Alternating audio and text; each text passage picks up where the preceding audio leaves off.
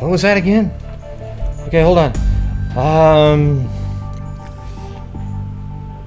What is the name of the killer in that 1922 case that I was talking about? Oh, it says Jim Smith. Hear that? Jim Smith. Just wanted to go, he said. Just wanted to go. Okay. Yeah, I asked the EVP reader if she would remove the video out of respect for my brother, and she wouldn't have anything to do with it. And the reason was because she didn't make the video out of anything other than spite to me. So we got the answer to that. She's fake. Okay, everybody?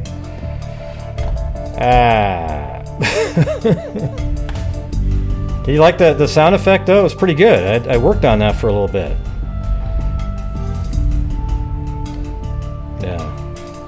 Yeah, she just wouldn't touch it. And then she says, well, have you removed any of the videos where you talk about me? And I said, no, because that's not related.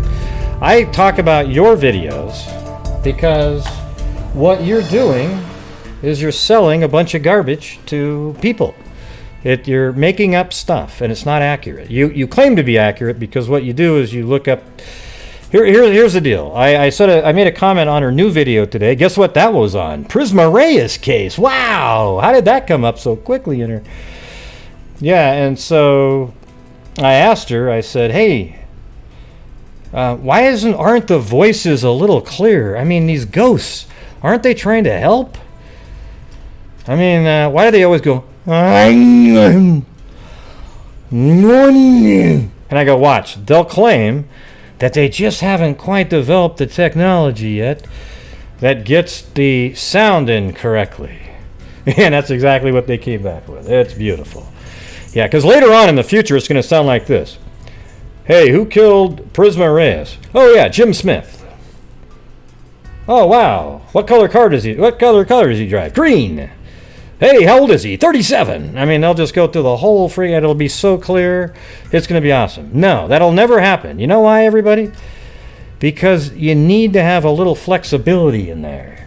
So I can go like this. And say, oh, yeah, it says, what are you doing? Or, do you want an apple? Okay. It could be whatever the hell you want it to be. All right, so if I went like this.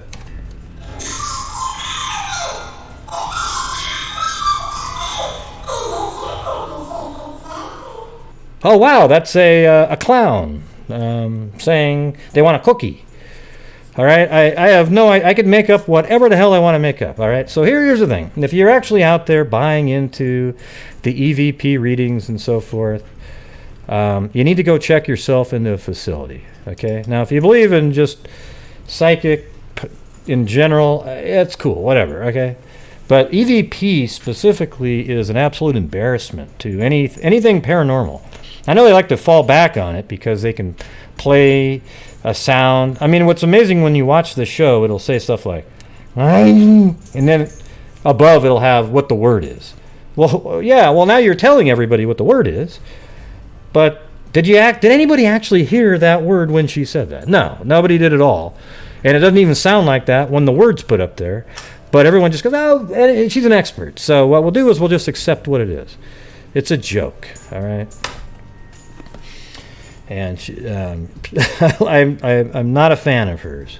And I don't like her as a person. I think she's a bad person, all right?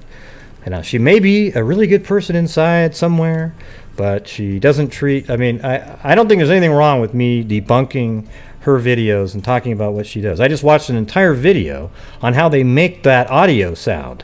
I mean, it was amazing. The guy actually took episodes of, hell, I can't remember, some show on TV. And he just took parts of it, put it in there, and then put these little effects on it, and it sounded just like that. It's unbelievable. So, anyways, that's it for that. So first I'm going to go over these cases that are in the news, and they're not the ones that are listed on the thumbnail, because I usually cover way more than I can really fit on a thumbnail. Yes, Oogla Boogla. That's where that came from, actually. All right. Yeah. All right. So. All right, so I'm just going to do this missing person case. Now, if any of these things have been solved today and people are found, let me know in the chat, because I don't have time to do a quick update on every single thing right at the end of the day. Right, I got these throughout the day from various people on in Gmail, and some people don't like their names read, some people don't care. I don't, people just send me links, and I put them on the air if they're interesting or urgent. So here we go. This is the Onslow County Sheriff's Office, and that's in Jacksonville, North Carolina. Hey, thanks, Melissa Maynard. I appreciate it. I think you just became a patron today, too, didn't you? Wow, that's very cool.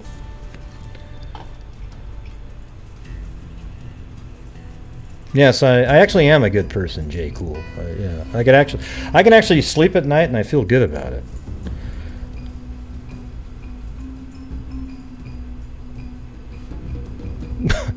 Yeah, look how they always say that, like what he said above. Every 90% of forget. I'm not even going to go over try again sending just remove the person from the channel. Thank you. They don't get it. I've already explained all that shit. They don't get it. Yeah, they always show up. Love you, Grey Red Heart. Keep your head up and keep doing good work. You are awesome. Smiling face with sunglasses. Starstruck clown face ghost. Oh, okay. Well, thank you. Yeah, very cool. And Ms. Red Badger, too. EVP Reader told me, try again, sending bail money. Oh, well, good. Now I believe in EVP readings. Ms. Red Badger, I think they actually make sense now. If they tell you to send in a $2 bail money again, then sure, they're fantastic. Yeah.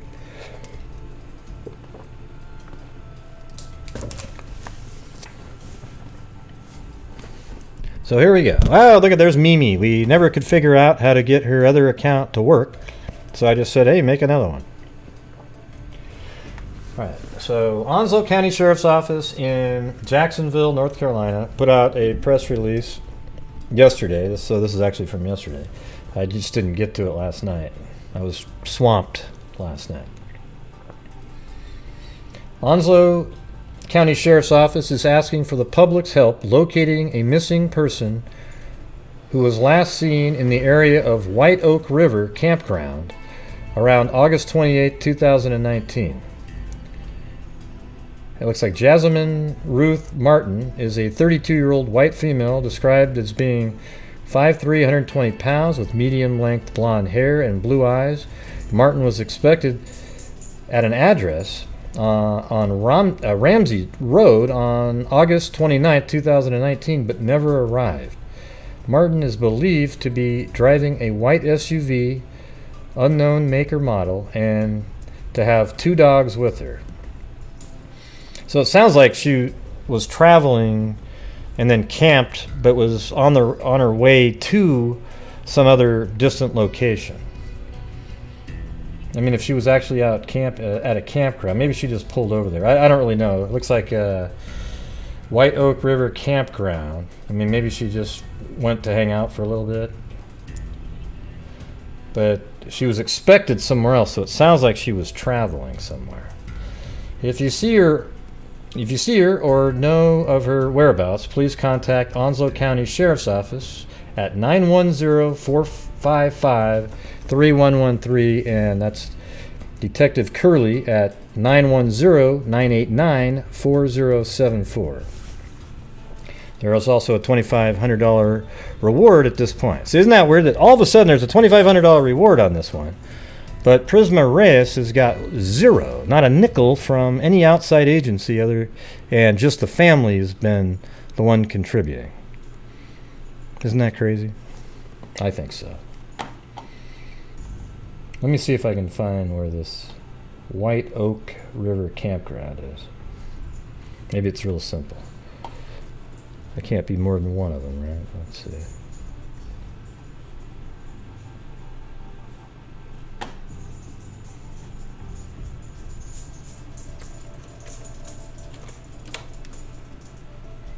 Yeah, there's only one. So there's the campground right there. Let's just see how far this is for the hell of it. I'm going to put a pin here. The pin will just be in a random spot, not related. Let me just slide this way down here into the temporary. There we go. And then load up the article again, and it said she was supposed to be dropped off. Where is that? Female blind. If you see her, where is that part? Oh, hold on. Okay, Ramsey Road. Address on Ramsey Road. I just want to get a feel for the distance here. Yeah, so I think that's in the same area, same state anyway. So that's not too far away. I mean, that's. What do you, I'm gonna guess 20 miles. No, it was only 10. So. Huh. So that's not too far away. I don't know.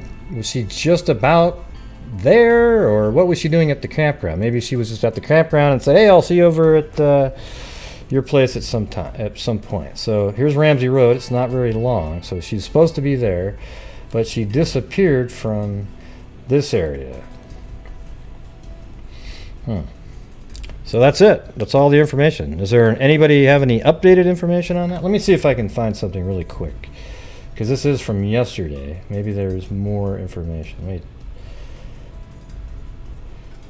Jasmine Ruth Martin.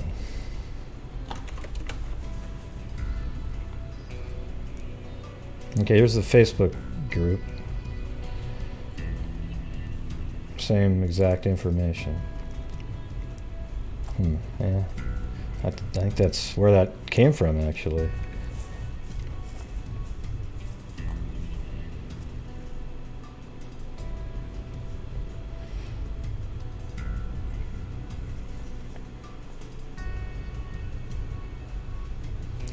Huh. Yeah, this is about her. She was born in 1986. But yeah, there's absolutely nothing out there at this point. Sounds like she just disappeared. So there you go. Get a hold of her, and let's see if we can get her to do some EVP readings. I think that might actually work. Okay, but the reality is that she needs a lot of information on videos and so forth. Watches them, figures out all the facts, then does a reading after kind of thinking about what's possible and then making the words match that thought. Hey, thank you, Dee Dee. That was very cool. Appreciate it.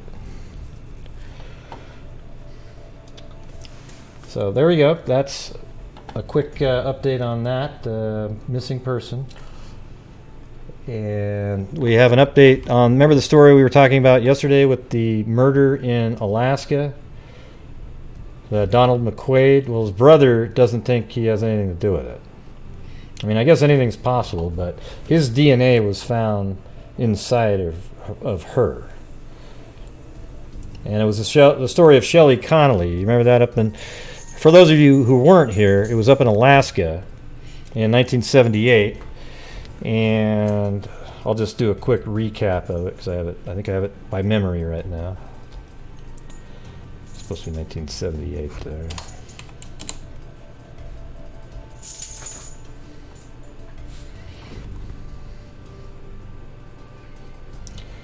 Yeah, she was in Alaska, and she was at two bars in Anchorage.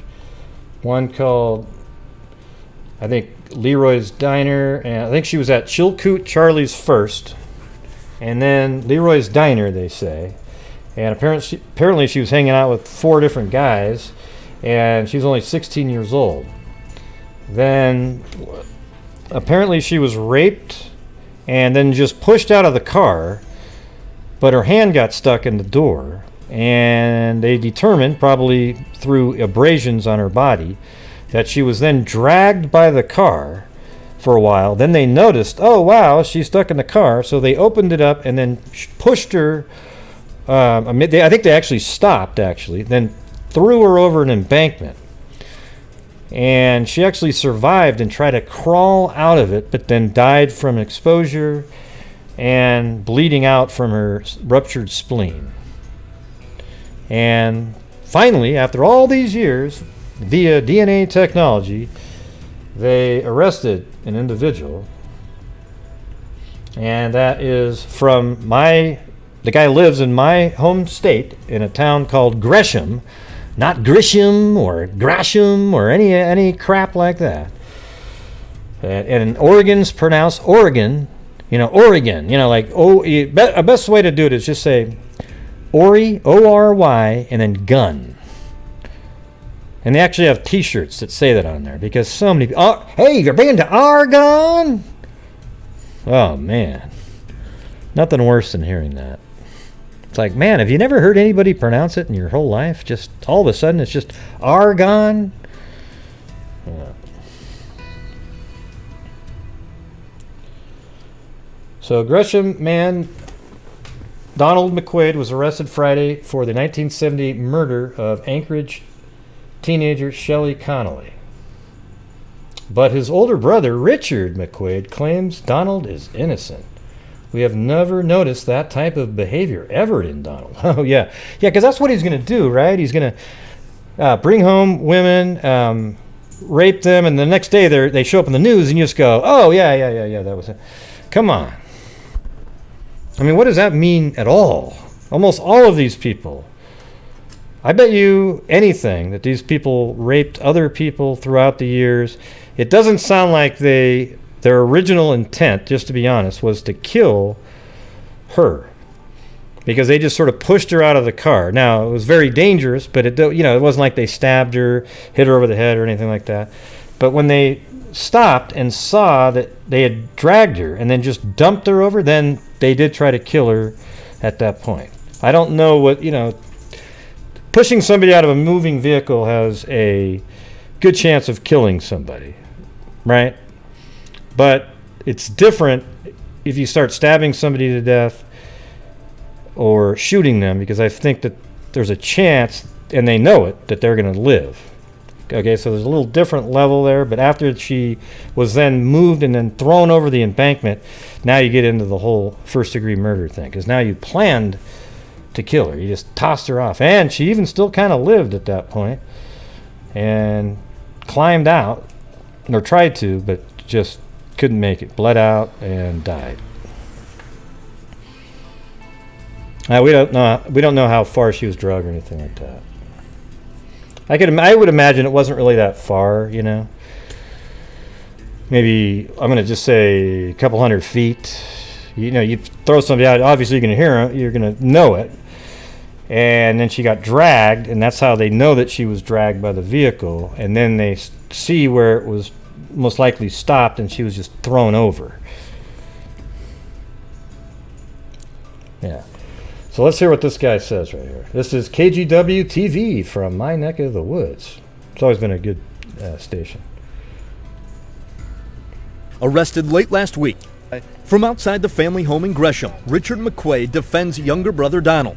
Arrested late last week in connection to a decades-old murder in Alaska. We have never noticed that type of behavior. So he's innocent then? Donald McQuaid. McQuaid is now accused of killing Shelly Connolly in January 1978. The 16-year-old's body was found at the bottom of a steep embankment south of Anchorage. That's right. Rest in peace. State medical examiner determined the manner of death was a homicide and the teenager had been sexually assaulted. Connolly was last seen leaving a popular bar with several men, but despite the efforts of authorities, the case went cold for many years. In early 2019, though, forensic DNA analysis identified his suspect, Donald McQuaid. He was now living in Gresham. At the request of Alaska State Troopers, Gresham detectives tracked McQuaid and picked up a couple of his cigarette butts along the way. DNA from those matched DNA from the crime scene. Man, God, it's just so incredible. Think about just that. That somehow the DNA was stored since 1978, retrieved from her body, and then all these years later, they just go get a little cigarette butt and boom, it matches. It's an over 40-year-old case, and without the multi-agency cooperation and working together, it would have continued to be unsolved. Investigators in Alaska echo those sentiments, adding that they never forgot about Shelly. What happened to Shelly mattered to this state, it mattered to this department, and it mattered to the men and women who consistently worked on this case and who never gave up hope. It was that perseverance that led detectives to Donald McQuaid. What happened, and it mattered. Never forgot about Shelly. Investigators in Alaska echo those sentiments, adding that they never forgot about Shelly. What happened to Shelly mattered to this state, it mattered to this department, and it mattered to the men and women who consistently worked on this case and who never gave up hope. It was that perseverance that led detectives to Donald McQuaid. I think they are misleading the public. McQuaid's family. God, that's such crap. You know? Yeah, you lived in Gresham, right over here. Not too far away. Will tell you he's innocent. I can only hope that it turns out well, and they're going to give my brother and our family a big apology. All right, Donald McQuaid is facing 1 count of murder in the first degree and 1 count of murder in the second degree. He is currently being held. Well, they had DNA that made a match, Jay. So there you go. In the Multnomah County Jail awaiting extradition to Alaska. Laurel? Thank you, Mike. Yeah. All right. Well, there's the update on that case. And I guess we'll just sort of follow that one over time and see what happens. Now we've got another update on the Fotis Doulos. Or just fructose, right? I mean, why waste time? I think it's just sort of like fructose is sort of a combination of Fotis Doulos, right? We'll just call him fructose. Yes, back to you, Jim. Yeah, that's right. Missing mom's body was in truck used by estranged husband. Warrant in new arrest set. I mean, why isn't this guy already behind bars for good with no bail?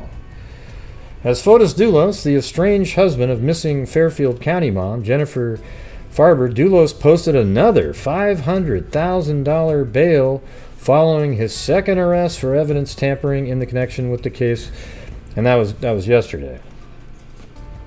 Jennifer Doulos, 50, of New Canaan, has not been seen since dropping off her 5 children at school on Friday, May 24th. And I think most of us all know that she did make it back home and then was attacked as she was getting out of her vehicle in her garage. That's what seems most likely. Jennifer Doulos, 50, of New Canaan, has not been seen since dropping off her 5 children at school on Friday, May 24th. Her black Chevy Suburban was found abandoned on the side of LaFamme Road near Waveney, or I don't know if it's Waveney Park, but yeah, it just seemed like it was dumped there. Yeah, no body was found anywhere near there or anything. It was just a lot of trickery going on in this case. The arrest comes as new evidence revealed a blood-like substance with the DNA of Jennifer Doulos was located on the seat of Fotis Doulos. How is he not in jail? I mean, really? His car, her blood, on the seat.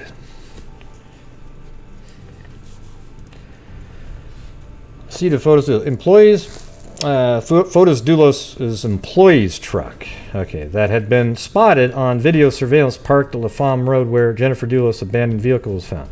But it was, it was his truck, and there was some kind of trickery with that truck, wasn't there? God, man, this guy they just thought it really well through. So it's been difficult to just make a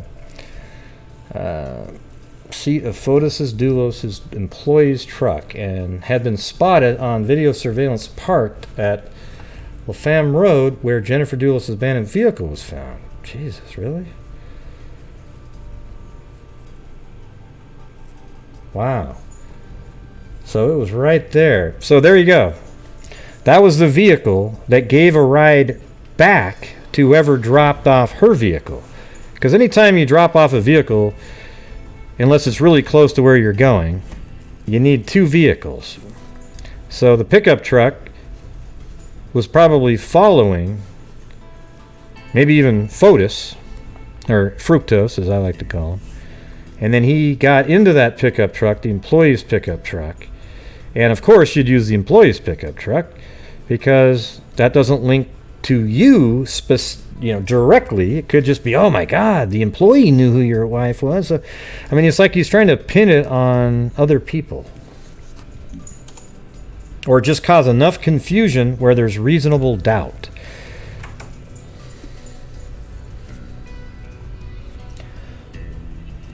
Doulos was first arrested along with his girlfriend Michelle Traconis on Saturday, June 1st, so just about a week after, on charges of tampering with fabricating physical evidence and hindering prosecution. The arrest came after they were allegedly seen on video surveillance dumping garbage bags in dumpsters in Hartford, which items containing Jennifer Doulos' blood were found. See, it's just, and that's the thing is, then there's this other truck that kind of looked like his, and was it the other lawyer driving that truck, and what was he doing? Very, very weird shit here.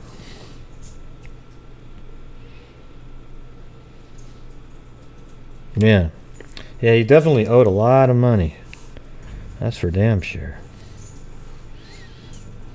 He was like pilfering, I think, Jennifer's parents. Up. Come on, Blue. Right there. Right there, Blue. Okay, up. He really wanted to jump up on the couch, but he couldn't get there. The warrant reveals that police believe that Fructose killed his wife in the garage. Hey, look at that, everybody. Remember our original theory? Here we go. Believe that Fructose killed his wife in the garage of her home on 69 Wells Lane sometime between 8:05 a.m., which is exactly what our theory is that right when she got back, she was killed in the garage as she was getting out of the vehicle. On Friday, May 24th, cleaned up the mess, put her body in her vehicle, and disposed of her body and the bloody items somewhere along the way. I mean, did her car have blood in it? He then drove her vehicle to Lapham Road and left it there, got into the red, there we go, look at that, 2001 Toyota Tacoma of his project manager, Paul Gumlenny, and drove back to his home in Farmington, arriving around 12:22 p.m., the warrant said. Police also believe he then bothered his employee to change the seats in his truck because they didn't match, and kept at him for days until he finally gave Gumlenny seats out of the Porsche to put in the Tacoma. Wow. I mean, how come he's not in jail right now? This is ludicrous. Gumlenny did change seats, but told police he kept the other seats because he was worried police might need them in the case of Jennifer Doulos. Wow, that was very cool. And so those seats had the blood on it, right? The warrant also says that Fotis Doulos and Traconis took the truck and had it detailed while Gumlenny was at work and without his knowledge. Jeez, how is he getting bail on this shit? You should be getting it to be 10 mil or no bail. This is a joke, and he's laughing all the way out the door. No, his lawyer's one of those, he's just a slick talker. This is one of the I cannot believe this shit right here. Just listen to this. I'm going to do this whole part again here. Listen to this. The warrant reveals that police believe that Fotis Doulos killed his wife in the garage of her home on 69 Wells Lane sometime between 8 a.m., 8:05 and 10:25. Then he cleaned it up. See, this part is them speculating, that part here. But then they have this information, or some of this is still speculation. He then drove her vehicle to Lapham Road and left it there, got into the red 2001 Toyota Tacoma of his project manager, Paul Gumlenny, and drove back to his home in Farmington, arriving around 12:22, the warrant said. Police also believe he then bothered his employee, and the employee must have told them that this happened, to change the seats in his truck, and said, "Oh, I need to do it because it doesn't match," and kept at him for days until he finally gave Gumlenny seats out of a Porsche to put in the Tacoma. I mean, how would those fit, by the way?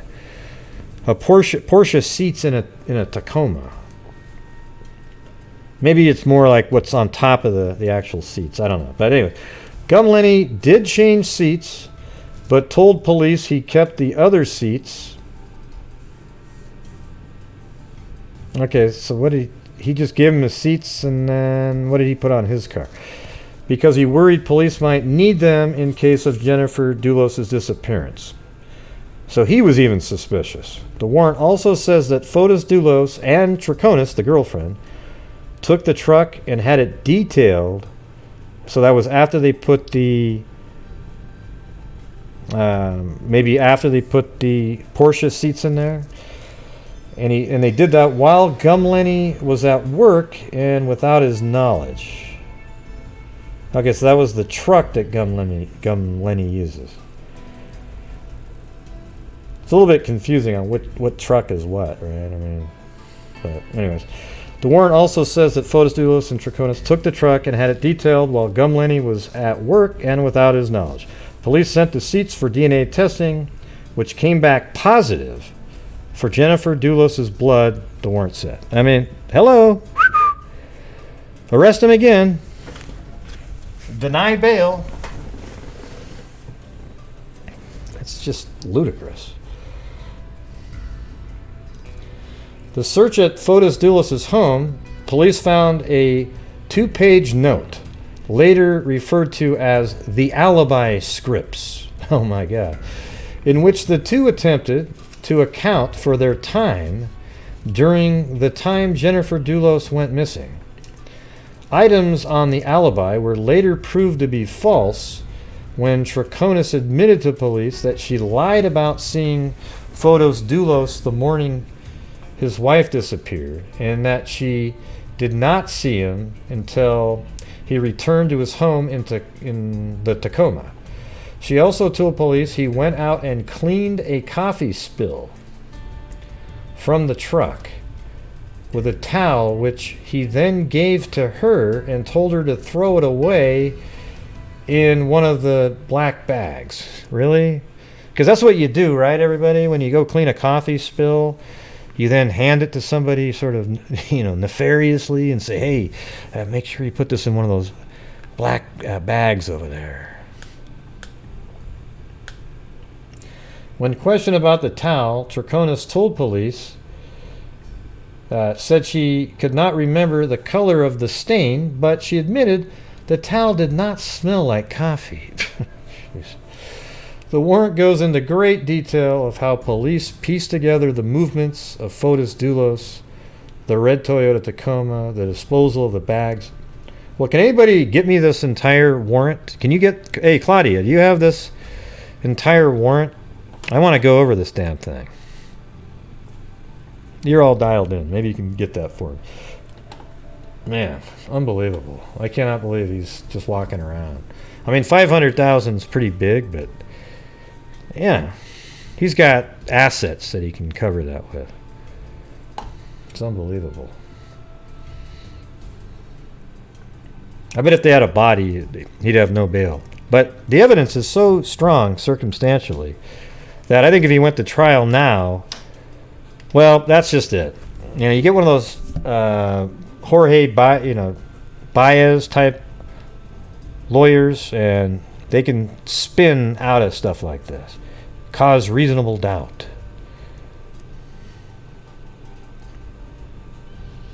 Yeah.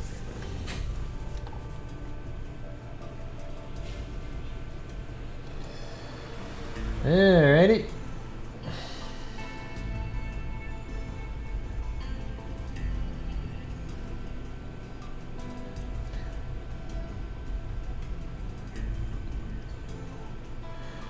This is one that just came out today.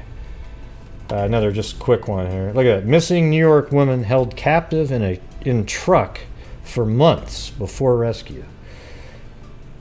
And this is from yesterday. A New York State woman was kidnapped and held captive for 6 weeks in a semi-truck on a cross-country trip before she was rescued. And Amber Garrison of Smyrna was located by authorities at a general store Saturday in Stewart. Garrison, 26, told police she arranged to meet her alleged captor, James Smith, through the dating app Plenty of Fish.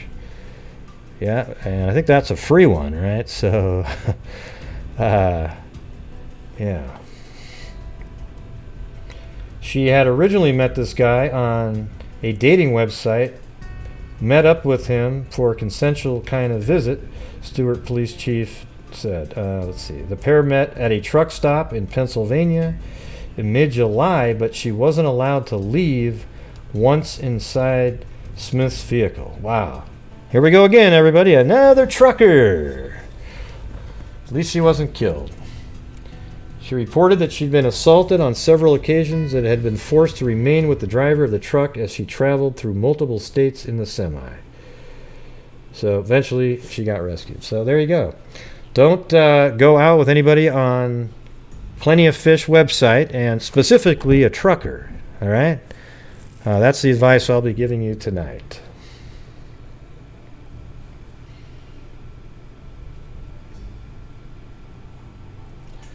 All right, now we're going to get to one of the ones that's in the thumbnail.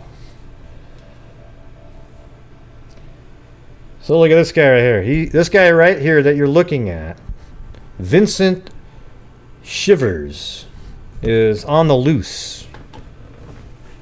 He killed an individual, and I don't really know the circumstances or anything like that.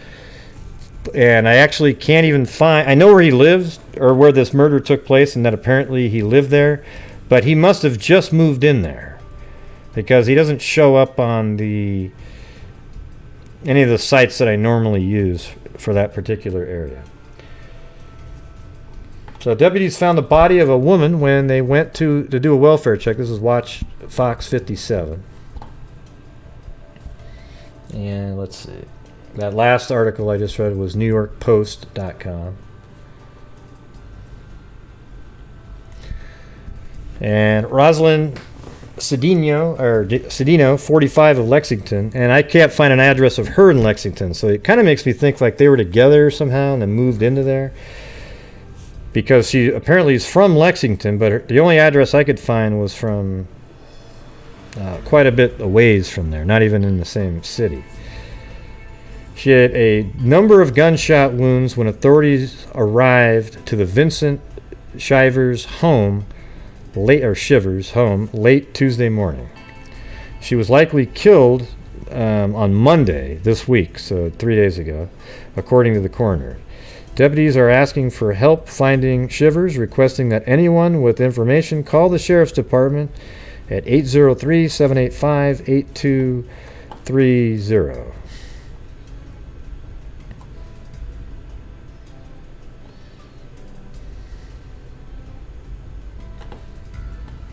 See, the cool thing about my show is you guys you're literate in like 50 cases at the same time, right? Go do that to one of the Chris Watts junkies. See if they know anything about anything else. And the answer is no.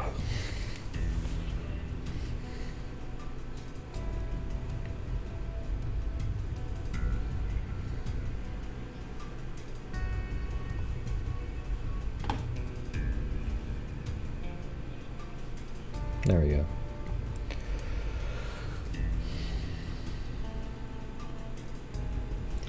So here is an update link. This is on LexingtonSunNews.com. Now here's a photo on this one. I think Jules sent me these.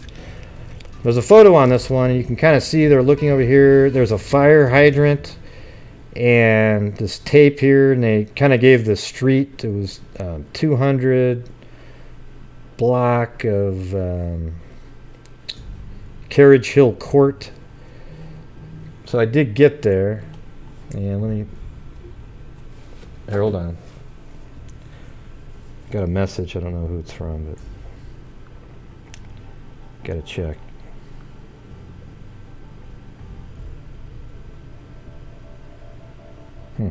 Don't know. Nothing came in. All right. So here's that street right there, and I didn't have the address, so I just kind of walked down like this, and then I noticed that there was a fire hydrant right there, and so I kind of stopped a little bit back here because you can see on the image here this driveway there, this tree, and the lamp. And you see the driveway, the tree, and a lamp. This tree is a little thinner here because this street view, believe it or not, is from 2011, which is 8 years ago. So it's a little bit bigger now. And all the other trees match up. You got these two here, the fire hydrant, and I'll show you that. See right there, these two, the fire hydrant. And then if you look right here, you can see a little arch. There's a little arch on the door there, and if you look through there, you can see that. So it's this home right here, and I was trying to read on the bricks here the number, but it was too blurry. That one actually, you can kind of see it. Looks maybe it ends up being 216, but it's too blurry. So I went to Google Maps, found the same area, and then you can just click on each of the homes, and it tells you the address. And so it ends up being 216. Carriage Hill Court. That's this, and it's just amazing. You look at that and you go, wow, what a beautiful little area, the street, and then some lady was just blown away in that exact spot.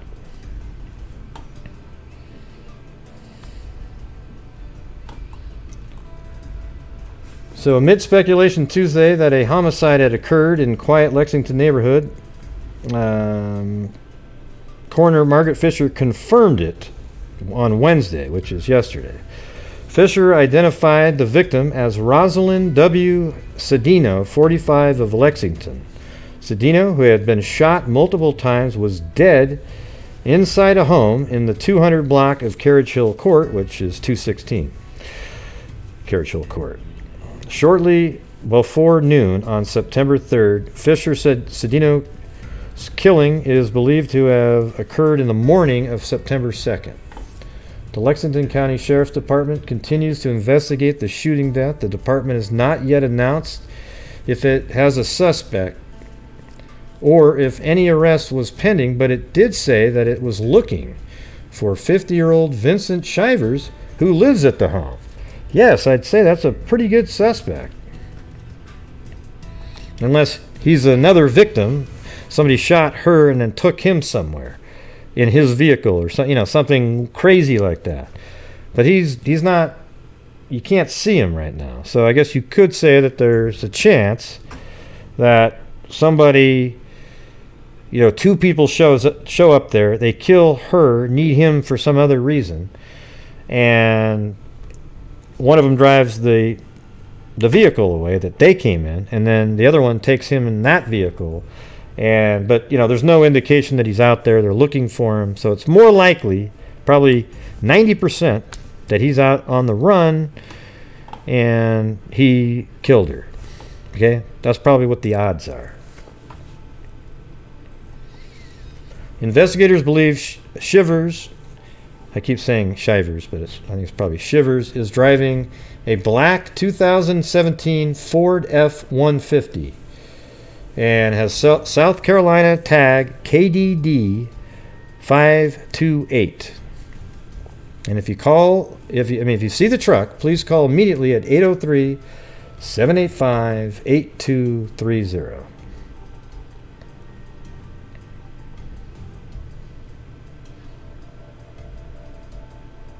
Yeah, and they don't believe it's random.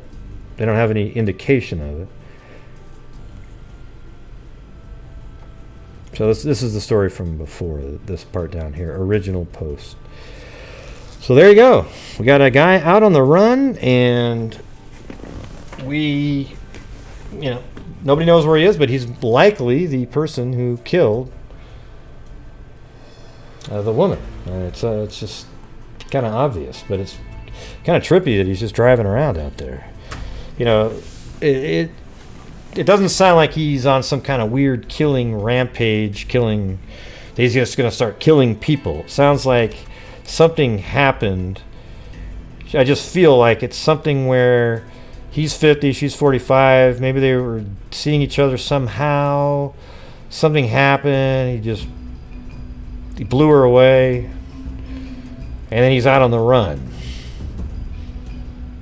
He might even have killed himself somewhere.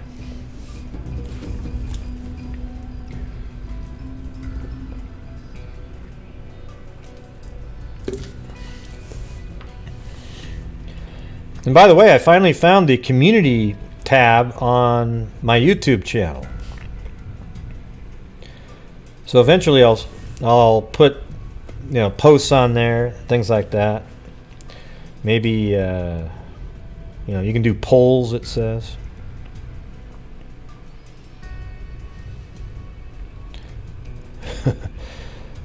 Somebody's trying to make muffins on your mat?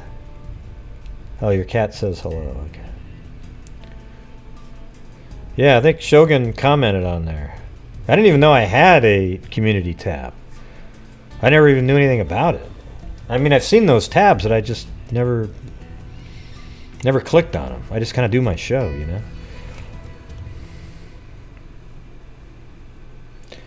Yeah, how's it going over there? I called Lynn today at 5, and it was just absolutely horrific outside. It was so horrific that when I called her, I actually woke her up.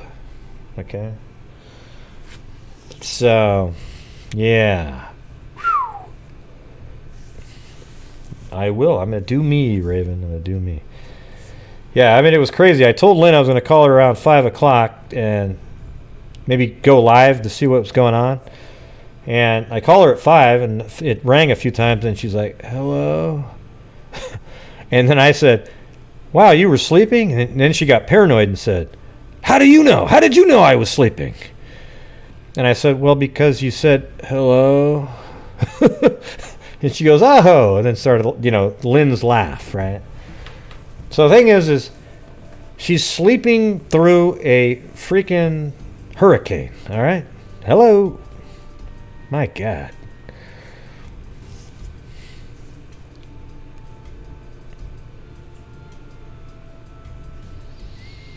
Yeah. Yeah, it was awesome.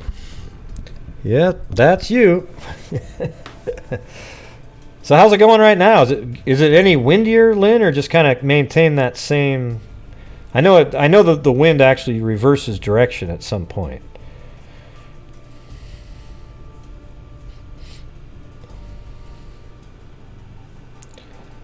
Yeah, it did sound kind of peaceful, like it was a consistent wind. A little bit like the ocean. A little bit like the ocean. Still the same? Okay.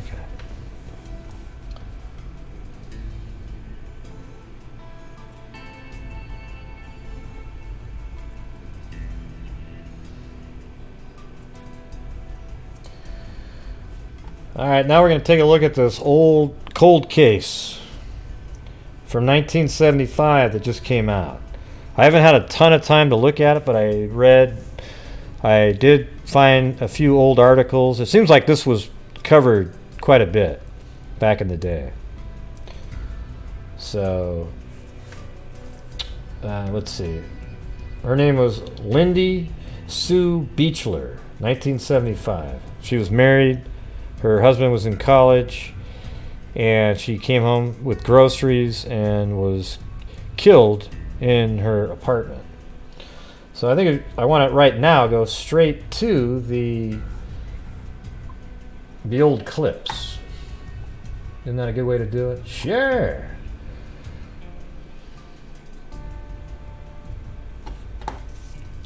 It is your discretion. What the heck was that? Was that an EVP reading? So here's one of the earliest articles I could find. It actually happened on December 5th, 1975.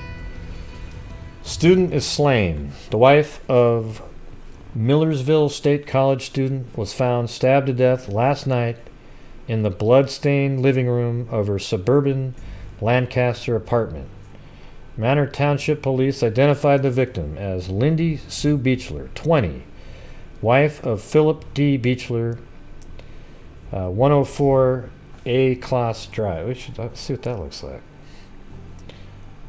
Let's see. So 104 A. Let me do this off the side here so I can see it.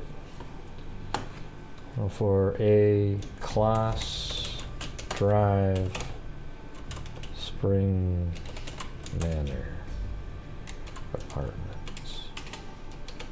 I don't even know if that'll be in there. Yeah, it only exists in one spot.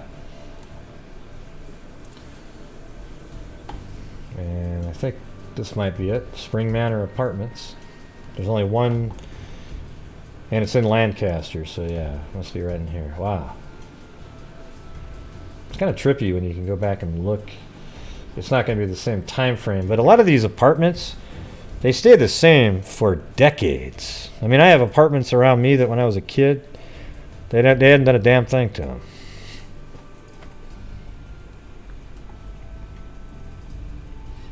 So let's do a street view just to kind of take a look at it. So it looks like it went in, actually drove inside the apartment complex, which is pretty amazing. Let's see if we can see the numbers here. What do we got? It's 103. What did we have? 104A? That was probably just right there.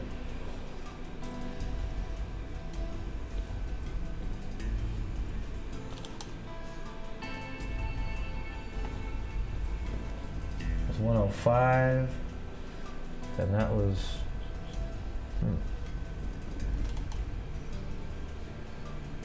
103, so it must be like 103, 103. So I bet you on the other side behind is over here is going to be 104. It looks like it was like 103, 105, maybe then 107. Let's see. 106. So that is even numbers. Darn it! I didn't mean to do that, but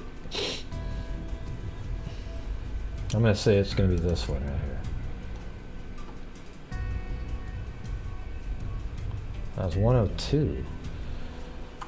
So maybe it's on the second floor of the apartment then, right? So that's 102. That's going to be 108, I would imagine. No, that's 106, so it's this one. There it is, right there.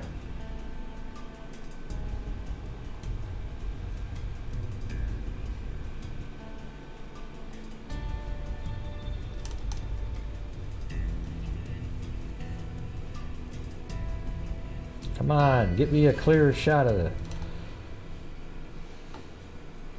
I think that's going to be 104. Right? There you go. 104. So I bet you that's 104A right there. So how'd you like to live in that one? So it's that unit right there in that apartment complex. I hope you guys don't mind me fiddling around trying to find stuff like that, but I like to try to get everything lined up in there.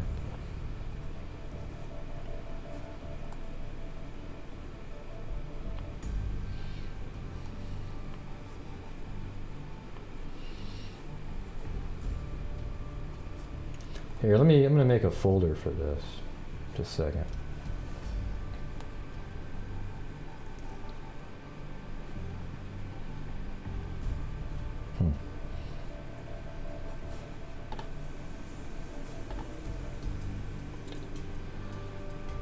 Her name is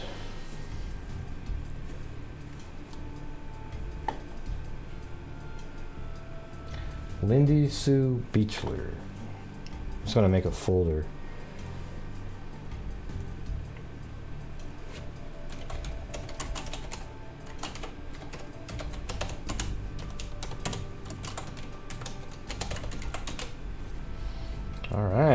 Now we've got it forever, everybody, as the pin count gets bigger and bigger and bigger. It's huge at this point. Can Grace see you now? Yeah, I can see her new one. I told her to make a new account because her other one, we can't see it. I don't have her blocked or anything. And the thing is, if she was blocked, you guys wouldn't be able to see her comments. So I don't really know what the reason why was that Mimi couldn't see anything.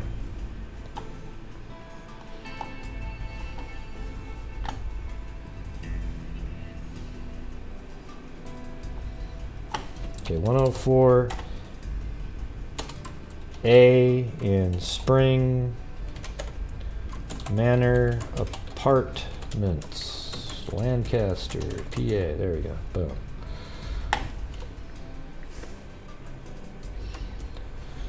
Now we get back to the article. All right, police were interviewing. Let me turn this music down a little bit.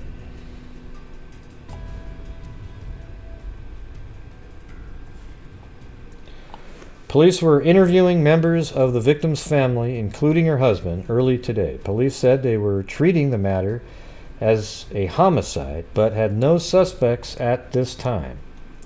A man identified only as Little and believed to be a relative reportedly discovered the woman's body when he came to visit the apartment last night. Little told police he found the apartment unlocked and the body lying fully clothed and face up on the living room floor, but inside the apartment door. Besides a fatal wound of the neck, police said the victim had been stabbed several times in the upper body with a butcher's knife that was found protruding from Mrs. Biechler's neck. And later on, they determined that 2 knives were used, one from her apartment and one that they haven't found yet. So that was the first article, the day after. That's usually when the first articles come out. And then on the December 8th, a couple days later, there was more information. So let's see. Police on Sunday apparently were still lacking a suspect and motive in the murder of Lindy Sue Biechler Friday night. An autopsy Saturday showed that Miss Philip Biechler, 20, of 104A Class Drive, Spring Manor Apartments, was stabbed 11 times in the chest, abdomen, and neck. Her murderer used an 8-inch butcher knife which had been hanging on the wall of the kitchen. According to police, Miss Biechler seems to have been killed between 6 and 7 p.m. while she was putting away groceries after a shopping trip. And her husband, an art student at Millersville State College, was working at the time of the murder. Roger Bruce, manager of the Lancaster Hertz Rent-A-Car office where Biechler was employed, said Biechler was in the office when he got word his wife had been killed. All right. And let's see. And then he said, the manager said, I didn't know them very well, Bruce said, but they seemed like a very nice people. Biechler had worked for Hertz for about 3 years. Okay, so then there's a second page for that article. So there's 2 of them on this page. You have this one, Fear Lingers, and then this one. You all right, Blue? All right. So this is a continuation of the one we were just reading. So it looks like she was followed to her apartment while she was getting a load of groceries from her car. Let me go back to that last one. Okay. Police also feel Mrs. Biechler may have known the murderer since there were no signs of a struggle other than a hurricane lamp knocked onto the floor. Police also theorize that Mrs. Biechler may have been followed to the apartment while she was getting a load of groceries from her car. She may not have had time to fight the assailant. See, I don't know. Later on, this was completely changed, because I read an article where she fought like hell with this guy, and there's more stab wounds than they mentioned. And it's weird how things change over the years when you get some serious investigation going on. The Biechler apartment door remained open until the woman's body was discovered by an aunt and uncle, Mr. and Merle Little, of 109 Wellington Road. They were so easy to give out addresses back then. Now they don't do it. Mrs. Gary Geesley, 30, Colonel Crest Drive, the victim's mother, said she and her daughter had a very close relationship. She described her daughter as a very tender person, very thoughtful of other people. Her friends were always welcome at her home. She didn't have a mean bone in her body. And it looks like they were happily married. And let's see, her husband's mother, Doris, recently opened an art gallery. I mean, they were just starting off. This is what I always hate about shit like that. I mean, the husband, it was just, I mean, she's a beautiful young wife. She's, he's in school trying to become an artist. They're just starting off, and then he has to deal with, I mean, I wonder what he turned out to be. Did he keep following that passion? It seems like something like that would absolutely devastate you. Your whole joy of being an artist would just go, completely just out the window, it seems like. Maybe it would take some years to get it back, but maybe you never really lose it, but it's dormant for a while. You know what I'm saying? You guys are buffering. I have no drop frames, and it's green. So the stream health is green, no drop frames. So just go ahead and refresh and see what happens. Yeah, I don't always think of that kind of stuff, but lately, some of these cases make you kind of think like that a little bit. You put yourself in that situation, and then you realize how absolutely horrible that is.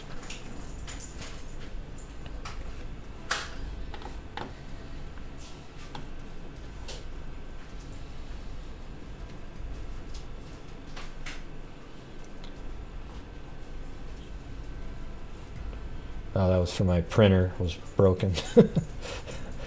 All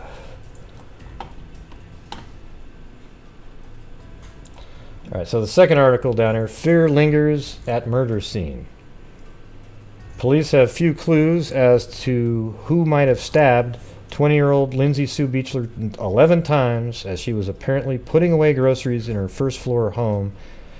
And a number of residents who lived near Mrs. Biechler's apartment were not at home Sunday afternoon. Others, when they came to the doors, did not want to talk about the murder. The streets in the complex were deserted in the chill afternoon. The few people who would talk all declined to give their names. All said they did not know Mrs. Biechler or her husband, Philip, a Millersville State College student. So Philip Biechler. No one heard or saw anything suspicious early Friday evening when the murder is thought to have taken place. Okay. So I guess there was nothing there noticed by anybody there. So I'm going to skip all the way to this article here. So this is 1975, and they've got a Parabon phenotype on here. Hey, it's Nordman. Let's see if we got a joke in here this time. Let's see. Come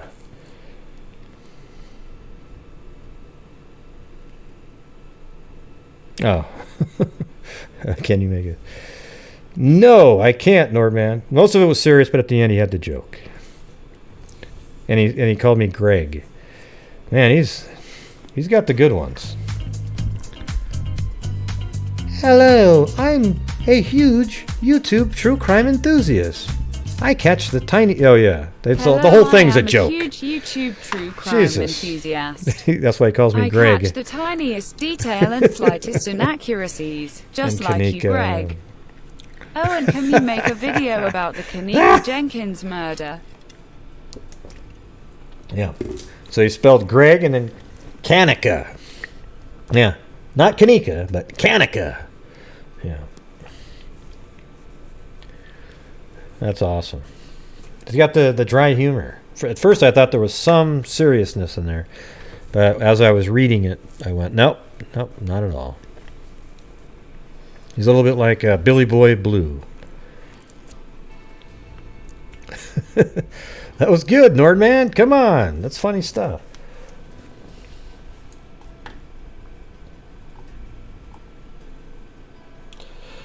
All right, I'm going to skip down to this part. Biechler was found dead by her uncle in her Kloss Drive apartment that is just a few hundred yards from where Stedman held Thursday's press conference.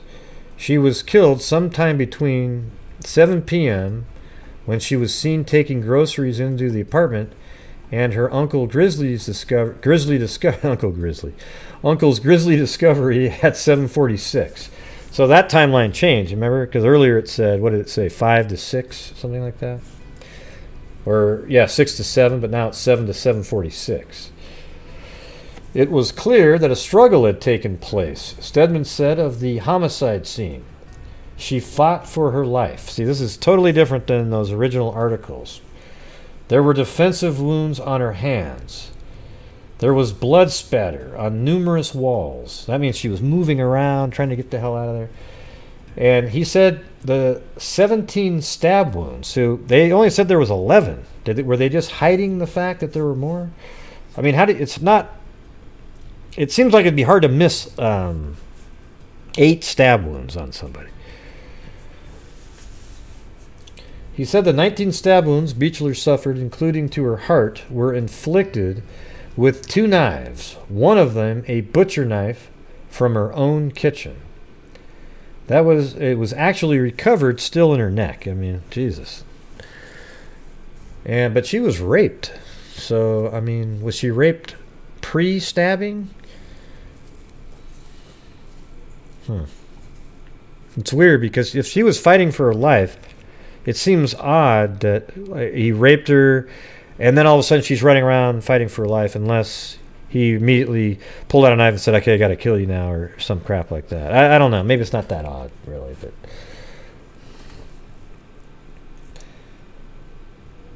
and Stedman called the case a horrific. It sounds absolutely horrific. I mean, she's raped, and then she's running around trying to get away, fighting him off. It's a little bit like Travis Alexander with Jody, right? But he was almost completely out of it while he was trying to run around. But she's going to be wide awake with adrenaline, knowing that she's going to die if she doesn't fight him off, and she just isn't able to do it. It's horrible. The new evidence in the case can be traced to DNA from semen found in Biechler's underwear, so it must not have matched her husband's. Using that DNA, a Virginia-based firm, Parabon Nanolabs, created likely, though not necessarily exact, portraits of the killer at age 25 and 65. What's weird, though, is why did they do that? Why didn't you go straight to the genealogy portion? You know? Unless the DNA sample isn't good enough for the DNA. But it seems like you would have to have a pretty good sample to do a good phenotype sample, don't you think? The conclusion, Stedman said, is that the contributors of the semen had DNA of Southern European or perhaps mixed Middle Eastern origin, whose family tree has roots anywhere from Italy along the northern Mediterranean coast and possibly as far east as Iran. The killer is probably fair-skinned, with no freckles, has hazel eyes, and has dark hair, not blonde or red, Stedman said. So let's see what... Built in 1975, and what we have today are some developments in the case, particularly what our cold case unit has been doing in conjunction with the Manor Township Police Here today we have from Manor Township Police, Detective Matthew Wolf, Detective Tricia Mazur, Chief Todd Grafe, District Attorney Stedman, along with Assistant District Attorney Christy Wilson, and Chief County Detective Kent Schweitzer. Does anybody have the full... I'd like to hear this whole damn press conference. Does anybody have this whole press conference? It says Penn Live on there. So, you know, it's Pennsylvania, the press conference. Maybe there's a Facebook link. Does anybody have it? The full press conference? Because I doubt this is going to be the full thing. County Detective Larry Martin, County Detective Christopher Erb. Give it to the DA from here. Thanks, Mr. Enright. Good afternoon. Thank you for coming. I'll go through. Well, that's not... All it does is just say where they're from. You know, that's all it's doing. And here's what they're saying he looks like. Definitely has bushy eyebrows. Well, that's what they think. But, you know, they don't know that, right? The eye color I've found usually is pretty accurate. The look of their face and that kind of thing, it's not the greatest. As a matter of fact, if I was somebody that had DNA, I would absolutely skip the Parabon part.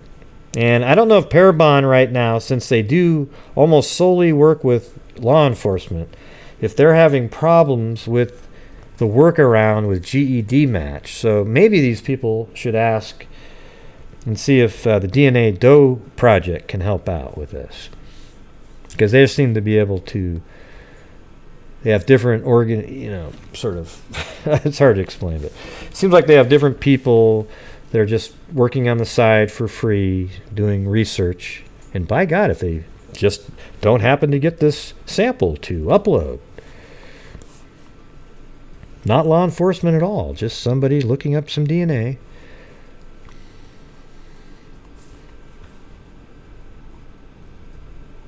A number of things, what we have in developments, and talk about the background of the crime, and then open it up for any questions if there are any. As Brett said, today's conference is about the Lindy Sue Biechler murder, which has been long one of our most longest and most important notable unsolved homicides. Manor Township has had the jurisdiction over this case since the inception. They still maintain jurisdiction on that. However, on the heels of the Ray Rowe arrest for Christy Mirak, I formed the cold case unit, which is standing to my left with the two detectives and Chief Detective Schweitzer and Christy Wilson, who heads that unit. And we selected this case to be the next one up to work on, and they've devoted countless hours to that, working in conjunction with Manor Township. We've introduced the individuals involved. Part of the reason that we selected Biechler, and I talked about it with the Christy Mirak case, was in not all cases are going to be solved the same way, but in this case we actually do have DNA from the scene, and we were able to get information from that, and you'll hear about some of those developments. You know, these people are so ignorant, these comments they make. Oh, well, they had the DNA back in the 90s, they didn't solve it? Geez, what are they doing? You know, as if the technology was the same. I mean, they're just so ludicrous. Yeah, no, you're right. Yep, they had the DNA in the 90s, and they didn't solve it because they didn't have anywhere near the technology they have now. I don't even think 23andMe or in any of those groups, they didn't even start till way into the 2000s. All right? God, there's people. Man.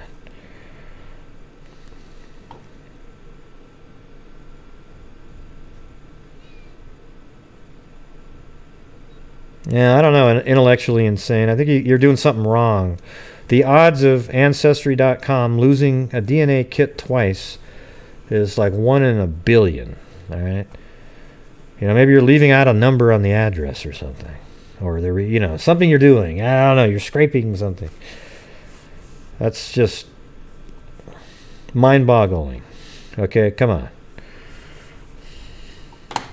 There's a certain point where you got to take responsibility. Now, if it happens a third time, wow.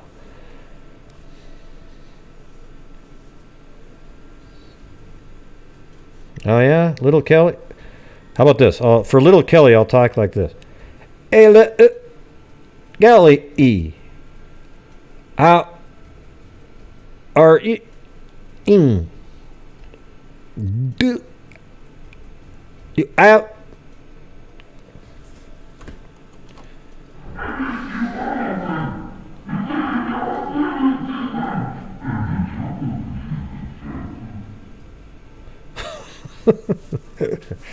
All right. Yeah, phenomenal. Yeah, these things are pretty accurate, I think, just on eye color a lot of times, skin tone, hair color, but they're not really that great on the facial shape or, I mean, you don't know either. There can be all kinds of things. I mean, you could have a huge nose, a bulbous nose, but your bone doesn't have a bulb on it. It's just the skin does that.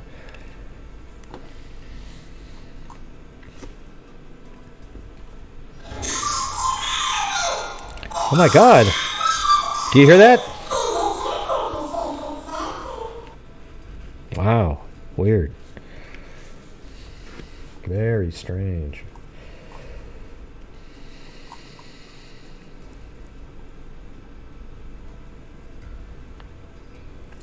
Yeah, so there was 19 stab wounds, not 11. With the two detectives and Chief Detective Schweitzer and Christy Wilson, who heads that unit, and we selected this case to be the next one up to work on, and they've devoted countless hours to that, working in conjunction with Manor Township. We've introduced the individuals involved. Part of the reason that we selected Biechler, and I talked about it with the Christy Mirak case, was in not all cases are going to be solved the same way, but in this case we actually do have DNA from the scene, and we were able to get information from that, and you'll hear about some of those developments. Yeah, so nobody found the link? There's no full press conference anywhere? Man, that sucks. Oh, wait, maybe that's it. I think I just saw it on... Oh, well, there you go. Said, I just found it on that one link. About the Lindy Sue Biechler murder, which has been long one of our most... That's hilarious. Longest and most important, notable unsolved homicides. I found it myself. Has had the jurisdiction over this case since the inception. They still maintain jurisdiction on that. Blue. Do you guys want to watch it? I'm going to go eat an apple while this is playing. Is that okay with everybody? And see what the hell Blue's barking at. However, on the heels of the Ray Rowe arrest for Christy Mirak, I formed the cold case unit, which is standing to my left with the two detectives and Chief Detective Schweitzer and Christy Wilson, who heads that unit, and we selected this case to be the next one up to work on, and they've devoted countless hours to that, working in conjunction with Manor Township. We've introduced the individuals involved. Part of the reason that we selected Biechler, and I talked about it with the Christy Mirak case, was not all cases are going to be solved the same way, but in this case we actually do have DNA from the scene, and we were able to get information from that, and you'll hear about some of those developments. Throughout the years, there have been several persons of interest in this case. Recently, an investigative team looked at multiple persons of interest. Some of them were, in effect, cleared based on different information.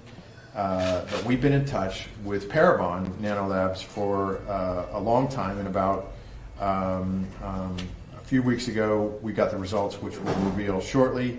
I can say that about a week ago, a person who was considered under the web of possible persons of interest was cleared, and work is being done on a daily basis on this case. So today really is about providing the information we have and then asking for any information that anybody else may have. And we believe, it's very likely there are individuals who have not reached who might hold relevant information on this particular case. So before I get to what Parabon did and the phenotyping, I just want to take us back to 1975 and talk about this case for a few minutes. Lindy Biechler was 19 years old in 1975. She worked at Landis Flower Shop. She was married to her husband Philip. They'd been married about a year. They lived at an apartment on Kloss Drive, which is very close to this station. On December 5th, 1975, on that particular day, she had been at work. She left at work at about 5 p.m. Her husband was at work at Hertz, rent-a-car in the city. She went to his place of work to visit with him for a little while, probably till about 6 o'clock. Actually got his paycheck and then took her paycheck and went to the bank to cash the checks. Following that, approximately 6 or 6:30 in the evening, she went to a grocery store. Wow, it's got a lot of detail in it, right? I mean, this is like got the whole enchilada right here. I mean, it's pretty. I'm glad that he got to see her that one last time. It makes me feel better that at least, you know, they probably said they loved each other and they had their food, you know, whatever she did when she visited, got the paycheck, said hello, and then went back home, did the groceries, that kind of thing. So I'm going to rewind that again. I'm going to listen to all this. To visit with him for a little while, probably till about 6 o'clock. Actually got his paycheck and then took her paycheck and went to the bank to cash the checks.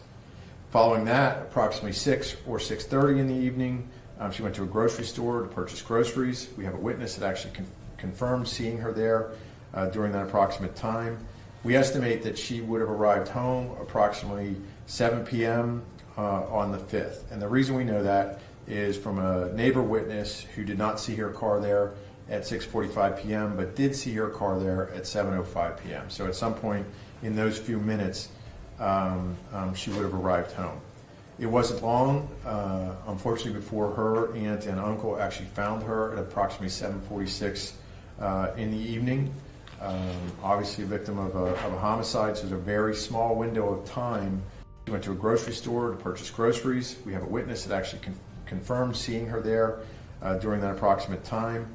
We estimate that she would have arrived home approximately 7 p.m. On the 5th. And the reason we know that is from a neighbor witness who did not see her car there at 6:45 p.m., but did see her car there at 7:05 p.m. So at some point in those few minutes, she would have arrived home. It wasn't long, unfortunately, before her aunt and uncle actually found her at approximately 7:46 in the evening. Obviously a victim of a homicide, so there's a very small window of time when this actually could have taken place. Lindy was found in the apartment in the living room. She was on her back. It was obvious to anyone looking at this that a struggle had taken place. 6 in the evening. Obviously a victim of a homicide, so there's a very small window of time when this actually could have taken place. Lindy was found in the apartment in the living room. She was on her back.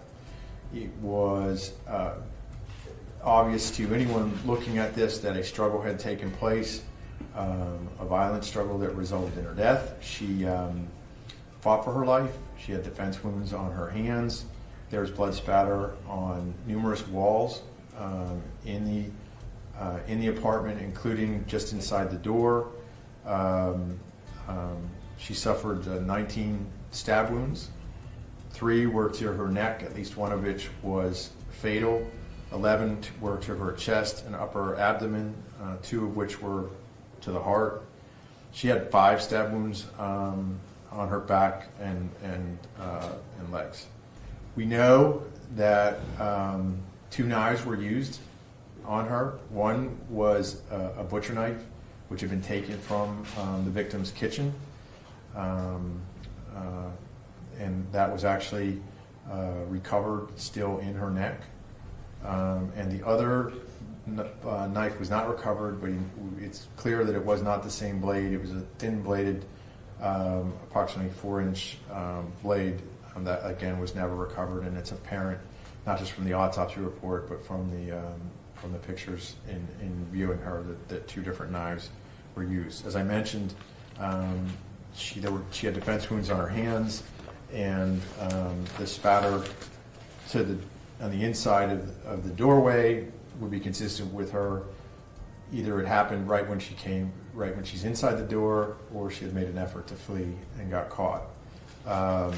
We don't know. Either way, it's horrific, and obviously, we believe that given the time frame, this took place shortly after she got home. It's very likely when she was bringing the groceries in and out. There was no forced entry.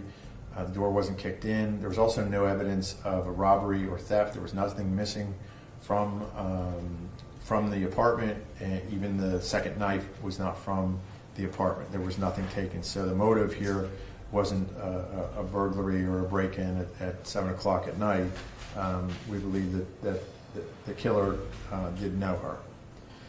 On top of this, from viewing her body and positioning, the killer did know her. On top of this, the knife was not from the apartment. There was nothing taken. So the motive here wasn't a burglary or a break-in at 7 o'clock at night. We believe that the killer did know her. On top of this, from viewing her body and positioning, her button on her pants was undone, her zipper was down, her shirt was... Do you think he said did know her or didn't? It sounded like did. Do you guys hear that? I'm going to go back a little bit so we can hear what he's about to say. But yeah, this is really good information here. Goes through the whole thing. I'm glad we found the actual... So he said did. Some people say didn't. Ah, boy. Or theft. There was nothing missing from the apartment, and even the second knife was not from the apartment. There was nothing taken. So the motive here wasn't a burglary or a break-in at 7 o'clock at night. We believe that the killer did know her. On top of this, from viewing her body and positioning, her button on her pants was undone, her zipper was down, her shirt was pushed up. There was fresh semen in her underwear. And given that information and what we saw at the scene, it's we believe very likely that. Yeah, I mean, I think it's gonna say that she was raped, then put her clothes back on, and then was killed. Gotta be, right? This semen is from the perpetrator of this crime. There was, in addition to that, an item in close proximity to the knife, which we believe would have been absolutely touched by the killer. We do have some forensic evidence on there, and what we can tell from that is that it's a male, and although we can't say to scientific certainty, there were similarities in the DNA results so far to the DNA, the semen DNA we recovered from her underwear. So that's an important piece of evidence. Watch, you'll say, well, it was consensual. That's what they all do. It's just stupid. I also would note right up front. And then I dropped her off. Go further that her husband has at various points in time been a person of interest, and has in public, different people have believed that he was a killer. Really?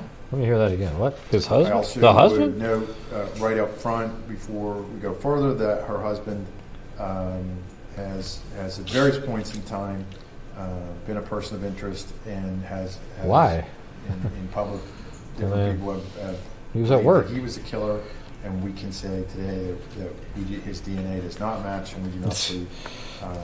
That's just when they ran out of tricks, so they kept going after the husband. Come on, I mean, it's just has gone on. It's obvious. Suffered a tremendous loss, and it's important for me to note that before I forget.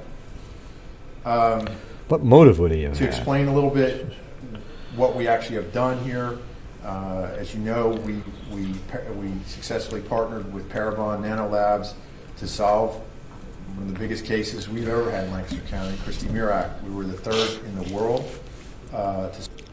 way, and since that time, actually, the window for the ability. Oh my God! Oh, it's. Oh, Kenny Jenkins' case. You see that? It was substantially closed due to the fact. Editing.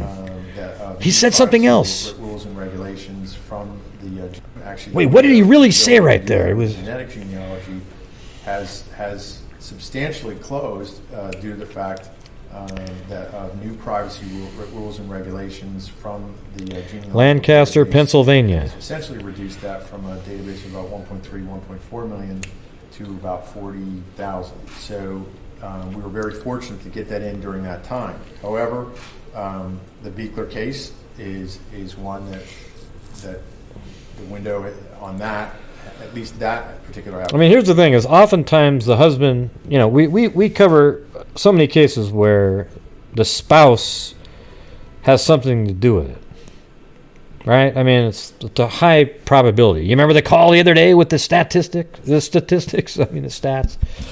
Come on. But in this case, they're 20 years old. He was at work. She went to work. Nobody said, oh, they were fighting or anything. They got along. I mean, everything was great, right? So what would make him a suspect over the years in people's minds? Just running out of clues and just... See, that's one of the things that I can't stand that shit. And there's a whole bunch of cases like that. That is somebody that you look at first. But it was all cleared up. Well, did he have time to drive home during that time? And I don't know. Come on. Avenue has been closed. Having said that, Parabon Nanolabs does a great job, and you recall the first thing we did in Christy Mirak's case was to reveal a phenotyping, a profile of what the person of interest and or killer looked. Yeah, I think that they were suggesting that she knew the killer. I don't think they said didn't. And I think they said knew that she did know the killer because it was so early. 7 o'clock. It's not a time that you would ever go rob a place. It was somebody who, when they knocked on the door, she probably let in. And then he just went nuts on her. So I'm pretty sure it said did know her. Didn't would make sense if it was late at night and the husband wasn't around and somebody broke in there. Okay, so I'm going to go with did. Look like. It's a process of predicting the physical appearance and ancestry from an unidentified DNA evidence. It's called a snapshot, a DNA phenotyping service to narrow the suspect list and generate this in criminal investigation. Leads. Yeah, Robin, you think? Using the DNA evidence from this case, I would say it's most likely something like that. Associated person of interest and characteristics. I think it's strange. If she did know her, isn't there somebody out there that was friends of her that would go, oh my God, that might be so-and-so. You remember that guy that was always... It seems like that would come about easily now. Maybe that's what the Parabon thing is, but why didn't they just jump straight to genealogy? They might be slow playing this a little bit for publicity. After all these years, somebody in the comments down there were thinking that maybe that's what they were doing. Maybe that is what they're doing. Because at this point, I mean, I've talked with, John Lorden and Mike Morford when we were covering the J.B. Beasley Howlett case on 3 Men and a Mystery. We're meeting next Friday for season 2, a new season, all right? Just starting our first meetings on that. But we always talk about why bother anymore with... It's $2,000 to do phenotyping, or $2,500 even, and then it's like $3,500 to do genealogy. So why not just go straight there? What difference does it make at that point what the person looks like if you can just go straight to it? However, now that you know the origins of this person, and if they're actually from somewhere else, it might be very difficult to do ancestry because a lot of the United States is probably the number one, or in European countries, are the people who upload to 23andMe and GED Match, things like, and then eventually it makes it to GED Match. Yeah. I think Snapshot is like, yeah, Lorden hates Snapshot, but I've seen it where the eye color is usually really good. The eye color and maybe skin tone, but trying to make it look like, oh, this is what the guy looks like. I mean, do you guys ever see Miller, the killer of April Tinsley? He didn't look anything like. Let me pull up the Parabon on that one really quick. We'll get back to the interview here. Let's see. John Miller. And then killer. I'll just type it in like that. All right. Let's see if we can find where it had the... There it is. Look at that. That right there is what they said the killer looked like. This one right here. And that's what he looked like as a kid, and that's what the killer looks like. Now, the eye color is absolutely, they nailed it. Look at that. Look at the eye color right there. Eye color. And then we'll go back to just kind of have that in your mind. Eye color, and then look at that. I mean, absolutely freaking 100% spot on.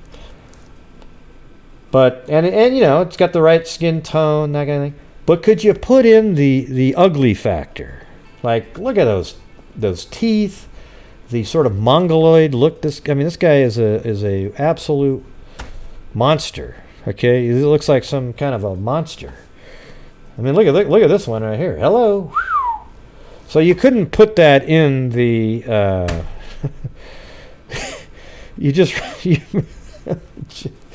I don't know, man. I don't think you could accidentally come up with this. How would you be able to, this is sort of a cookie cutter image right here. Oh yeah, okay, you got it like this. Probably has, but they nailed it on skin tone and eye color. And the hair color is probably accurate on what it looked like back in the day. I guess that's him as a kid too. So there's John Miller right there. Right? Kind of has whacked out teeth even back then. And now let's go with they said he looked like around that same time frame. Right there. Okay, so that's not even close, everybody. Does have the skin tone, the hair color, and the eye color. And that's all you can really say. And that's valuable before genetic genealogy. And if there aren't any hits on genetic genealogy, this is a great tool for narrowing down out of a huge pool of people. You can now get rid of the blonde-haired guy with blue eyes. You can get rid of this guy. You know, so you're looking for a specific person. That's it.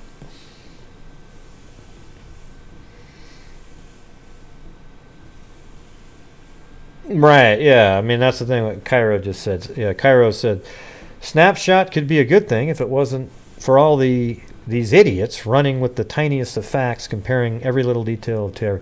Right. So they're taking a snapshot image and putting it next to the sketch. You know, it's like there's a sketch and they put the snapshot image, then they take a picture of some guy walking around in the streets.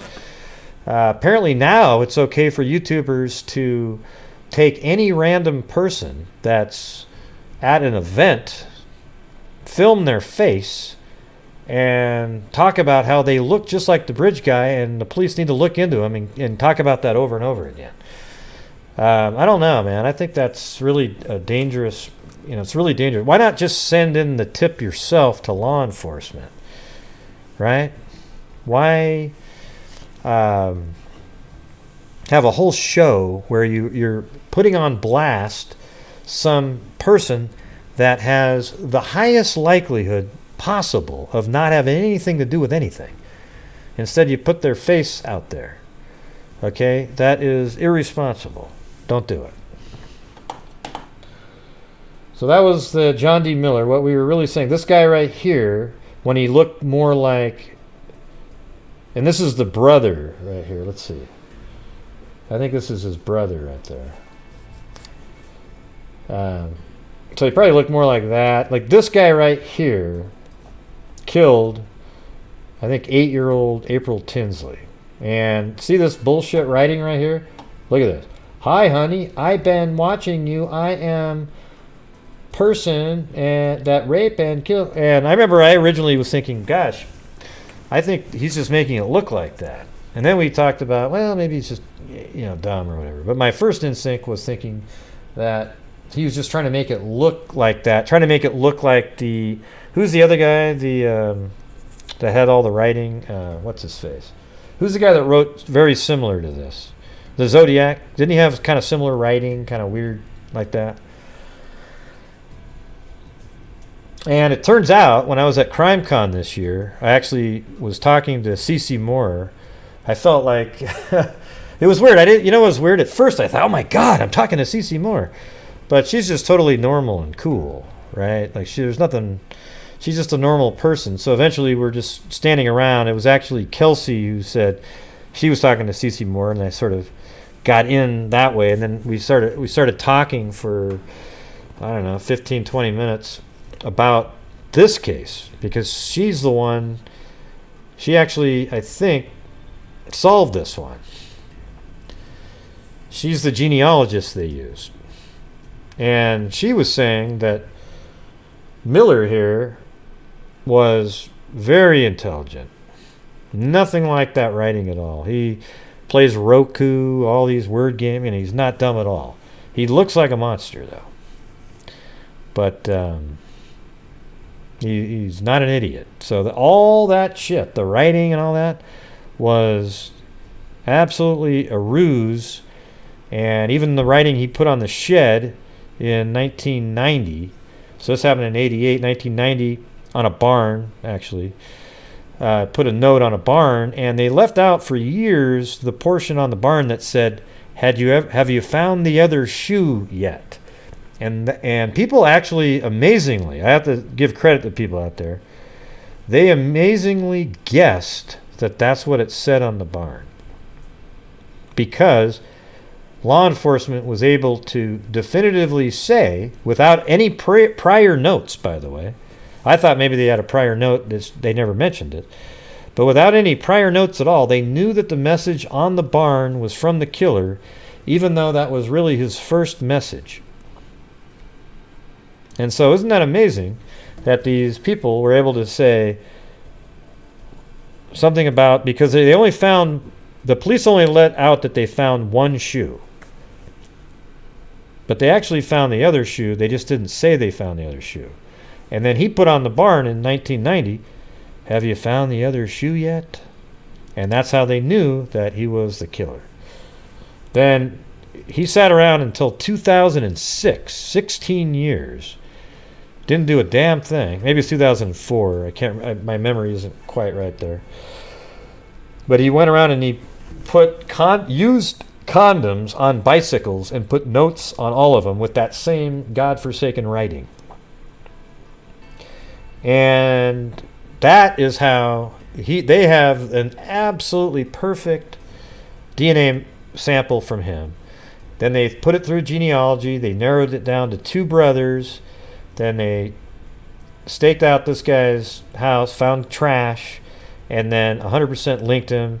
They went to his house and said, "Do you know why we're here, John?" And he said, "April Tinsley." Boom. There's no trial, nothing. He just done. Okay. A lot of these guys that get caught with the DNA genealogy, they just say, "Yeah, I'm guilty. Sorry." They're not going to waste. They don't even want to go to trial. I got to tell you, the April Tinsley case is one of the ones out there that have touched me. I kind of followed the whole.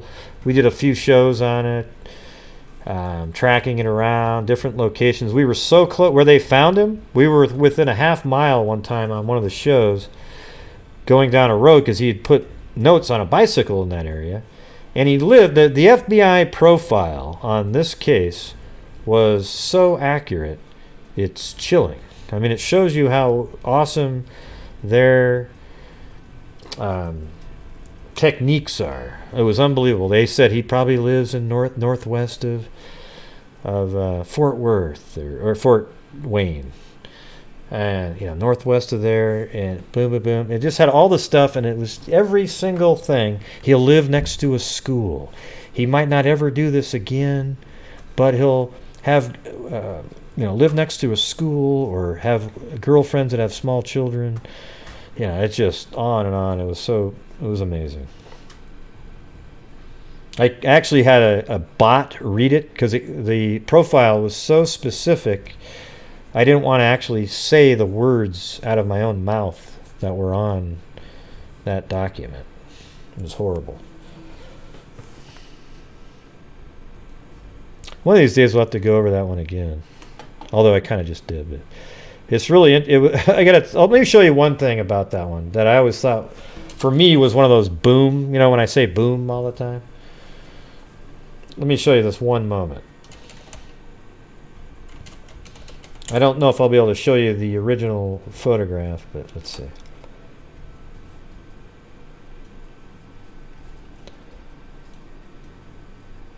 Yeah, so I have all of it on there. Let me see. April.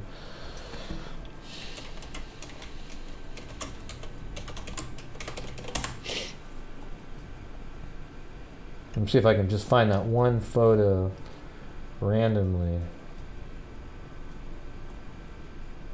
I think it might have been a still from a video, though. Yeah, I don't know if I'm going to have that. Let's see if I can pull that out really quick. We'll get back to the press conference in a little bit. I'm sorry, I went on a tangent there, but now I'll move on a bigger one. It's just the way it is. There it is. April Tinsley. I've got a huge folder on this one.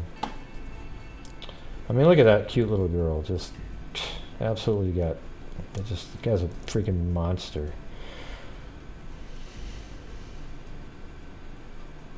Okay, it was this photograph right here. So all I had was this photograph and really just a general description of an area. All right, and then you look at this photograph here and you can see, okay, look at that. Split driveway and a barn, that's there. And she was found right in this area.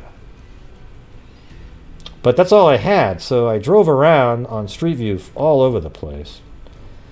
And let's see if I can find that location. I know it's out here somewhere. Watch, it won't be in... Oh, there it is right there. So I had a general description, like some odd miles east of there, west of there, east of that, just whatever the hell it was that I was reading. And so I was going up and down these roads here, and I thought, well, gosh, this one kind of looks pretty good, but there's an extra house here. But that driveway, you see how that driveway right there has that similar shape, kind of a triangle, and the house looked good. See, but you can't really see the house from the side, but it just kind of seemed like that's pretty good. There's a water right there, the same culvert. So then I said, but there's no island in the middle of the driveway there. And then I went up to the driveway, took a right, and what do you see right there, everybody?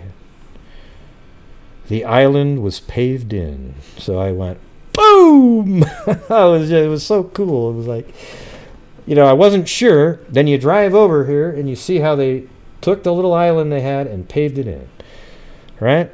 And then you knew that this was a spot, and April Tinsley's body was,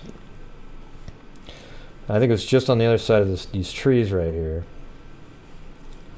like right in this area.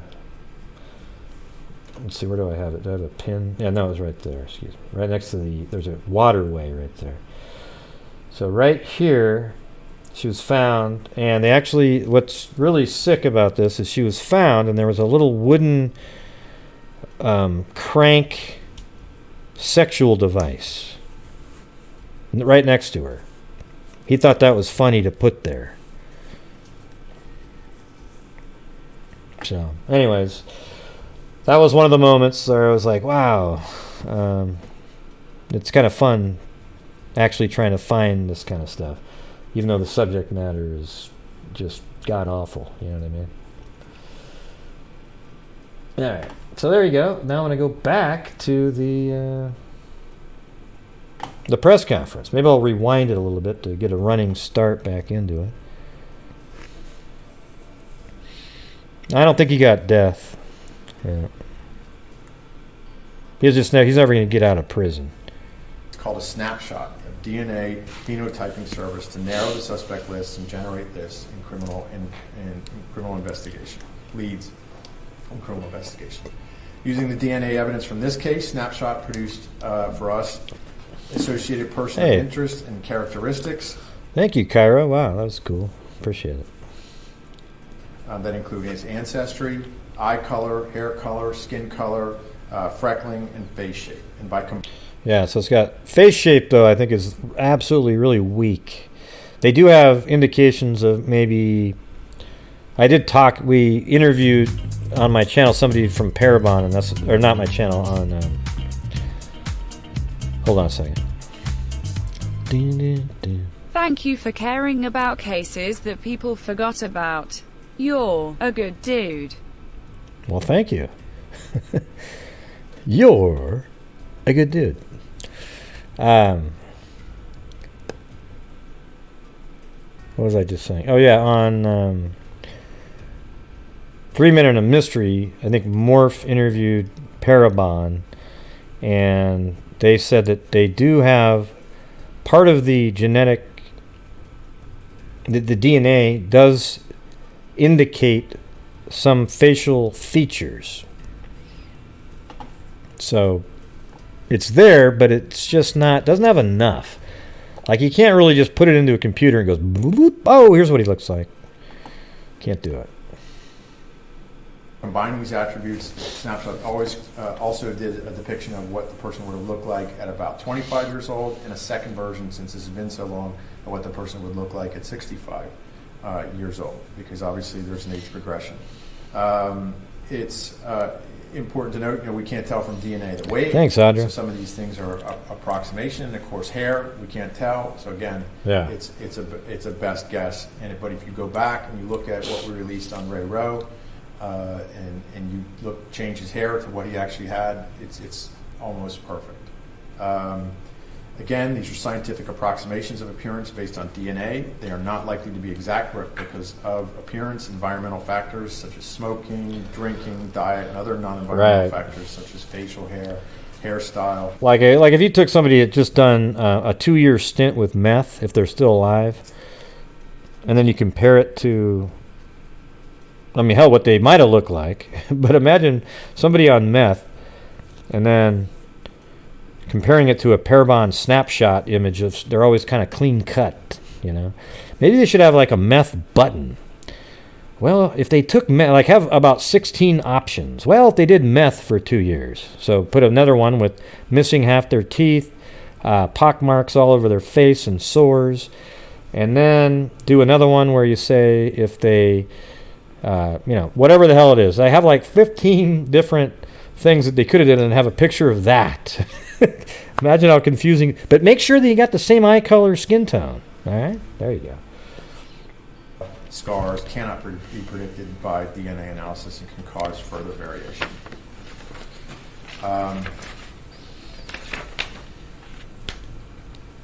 DNA, of course. And skin tone, freckles, individuals' physical and hair color. Characteristics, and producing a wide range of appearances for individuals. By determining that, we can translate it into reverse engineering, is what they call it, into what the person would have likely looked like. As I told you, there's some qualifiers based on the environmental factors, as well as hairstyle and hair. And at this point, I'm going to ask ADA Wilson to go ahead and reveal the composite results for you, and they'll be accessible. Oh my God, it's Robbie Benson. What's Robbie Benson doing up there? In some detail. So this is based on the semen from the crime scene. We got results from this a few weeks ago. And the guy on the right looks a little bit like Chris Hansen, doesn't he? There isn't any other reason to wait. Just a little bit, not a lot. 1975, we cleared a person we were interested in last week, and it's been far too long. The characteristics of the person, who left the DNA behind in this case: very likely fair-skinned, very likely hazel-colored eyes, almost certainly has dark hair, not blonde, not red, and almost certainly no freckles. These composites have obviously been useful in disqualifying persons of interest, and more information on the composites available. We'll put that's in our press release. As I said, the database is much smaller, but we're confident in these results. So I'll from talk over just here, a look at little that. bit about Look at that. each one, and of course you can ask me questions as well. We have more detailed reports on it, but those are the snapshots of it. The having very fair or fair skin, they can say to almost 78% confidence. Not having brown skin or dark brown skin, they can say to a 99% confidence, and that's why we're pretty comfortable with that one. With respect to the eye color, they can say it's hazel with 84% confidence, hazel or green with 84%. That's pretty confident, confidence, 99, does not have 97. blue eyes with 97% confidence, does not have black eye color with 99% confidence. Again, these are things that can help us identify the person, but they can also help us eliminate individuals. Based on the results, this subject has brown hair with a 55% confidence, brown or black hair, darkness with a 99%, does not.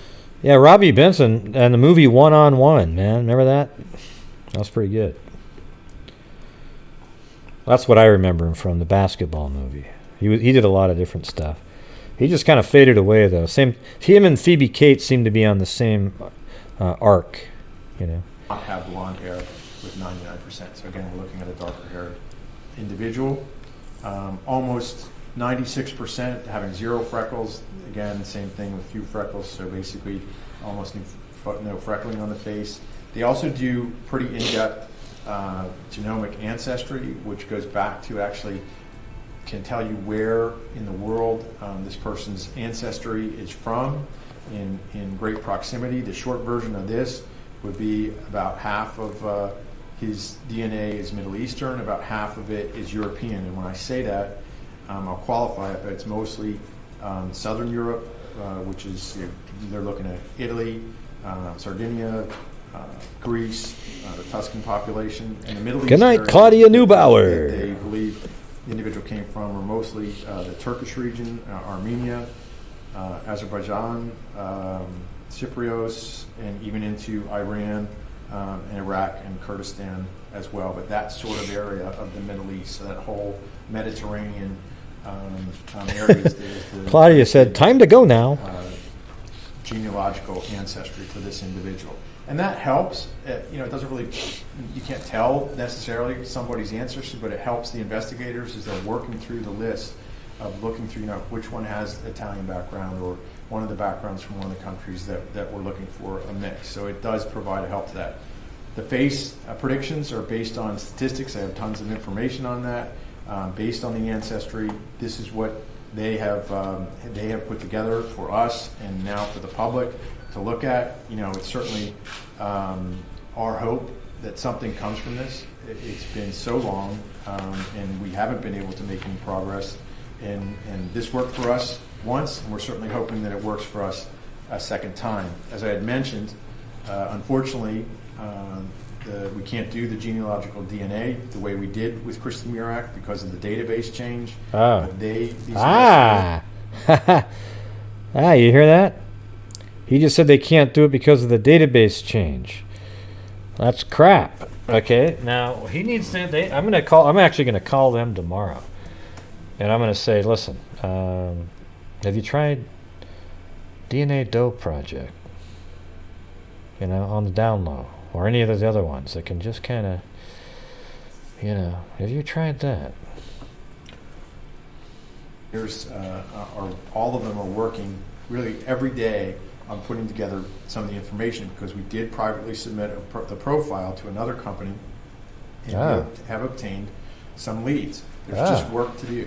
And okay. It's yeoman's work of sliding Maybe that's through, the other company. A relation to the suspect, and almost, it's genealogy. It's going through family trees, and I won't go into any more detail on that other than there's some big, large charts they've been working on, and they've been working relentlessly on this for weeks. What about a Paisley shirt, Alicia? Alicia? Last couple things that I have to say, just sort of on a broader picture. The investigator after investigator, including Mike Penninger and Jim Alexander, before the current investigators working on it, and there were ones before that I would not have even known. It's never been far from the minds of each and every one of these investigators at Manor Township and then our office. And they actually came to us and worked with us in 2010, 2011, and with our county detectives, went through everything again, just as an attempt to see if we missed anything, if there's anything else we could do, and we're continuing to do that with that dedication and the cold case unit's devotion to solving and doing everything we can for these victims, no matter how old the case is. It's never drifted far from their minds. Lindy's family, including her husband, have grieved for decades without an answer as to who took the life of their loved one. It's active investigation. There's no guarantee it's going to be solved, but we're better off today than we were yesterday on this by putting this out to the public. And Wait, Alicia Supertramp is saying that the killer likely wore a paisley shirt, was barefooted, and he ate a cheeseburger within 6 hours of the crime. And let's see if we can hear that. Now, hold on, so let me ask. Did he have a cheeseburger with a barefoot? Barefoot? Okay, barefoot. Oh, he ate the cheeseburger? Okay, it's within 6 hours. Okay, yeah. Definitely confirmed right there by my really quick local EVP reading. All right? Now let's get back to the reality. we're assured that everyone that we're going to do everything we can with the cutting edge technology that's just going to get better and better, and that database is going to get bigger and bigger to make sure that we solve it. It's now entering its sixth decade. That's a lot of time between fresh memories and recollections of events, but individuals may still have pertinent potential information, and that a snapshot might trigger something. You mean fifth decade? For somebody that could absolutely make the difference for us. We can, if we get the person to compare it to, match the DNA. The purpose of releasing the information and the web address that we're going to give to you as well is to promote interest and discussion in any information. It doesn't even have to be necessarily about that snapshot and that person. Anything that we're triggering with anybody out there who remembers anything about this case, no matter how insignificant, no matter how you think how small it is, might be a big piece of information that makes the difference for us. We don't need much here. We just need something, and we're hopeful we'll make this. I just want to say, worked on a tremendous amount of homicides over the years, and want to let the public know that my office, the investigators from Manor Township, and actually every department has one of these unsolved homicides. These victims, whether it was 2 years ago, whether it was 1975, their voice has not been forgotten, and we need to make sure that their voice is heard, even as late as this can be. Look at what we did with Murak, and we're hoping for the same type of results. But we will definitely do all we can. I just want to personally commend Chris Erb and Larry Martin and Christy Wilson for taking on the new challenge of the cold case unit. In addition to their other duties, they weren't let go of any other duties, and it's just more work. And they've done a tremendous job to get us to this point in collaboration with Manor Township. We have discussed this, that we were going to do this with with Philip, with the husband. He knows this is coming, did not want to attend, understandably. He also notified her brother, Michael, who's overseas and will be coming in a few weeks to meet with us. And we've been in touch with them. As I told you about the husband before, we are also making tips available at Crime Stoppers, which is on our handout. We also have a website, whokilledlindybiechler.com, and it's associated with our Crime Watch page. And you can also call, of course, Manor Township Police Department at 717-299-5231, or our office at 717-299-8100. So we've done this. Any information can even if anonymous, could make the difference for us. This is a case, as I said, we simply haven't forgotten, even though it would be easy to do with all the current stuff that's coming in front of us. And I commend. I mean, I like CeCe Moore and Colleen Fitzpatrick are awesome at what they do, right? DNA Doe Project, they're nonprofit. And then I think she has another. What's the other one? Wicked Gaming that she does. That's more law enforcement oriented. What's the name of that one? It's called, has its own name. I can't remember. See if you can type that in if you remember it. But Colleen Fitzpatrick has a different one too.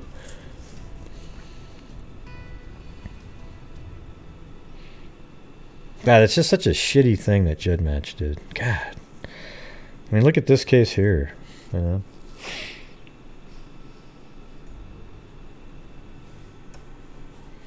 And the individuals in this room, to my right and to my left, for their persistent professional dedication. Well, I wouldn't, but you wouldn't have known to say it, though, Wicked Gaming. That her killer is brought to justice. If I wouldn't have asked, you would have known. Okay. They deserve and deserve for decades.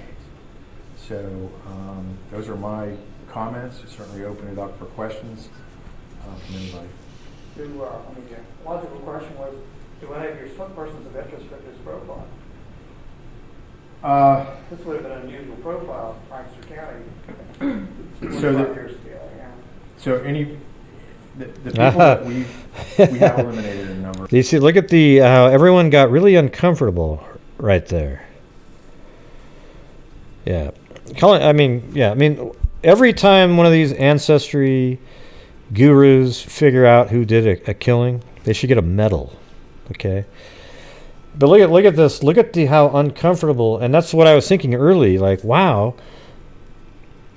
I mean, haven't they figured out who this person is? The guy looks, he'd be out of place in Pennsylvania in 1975.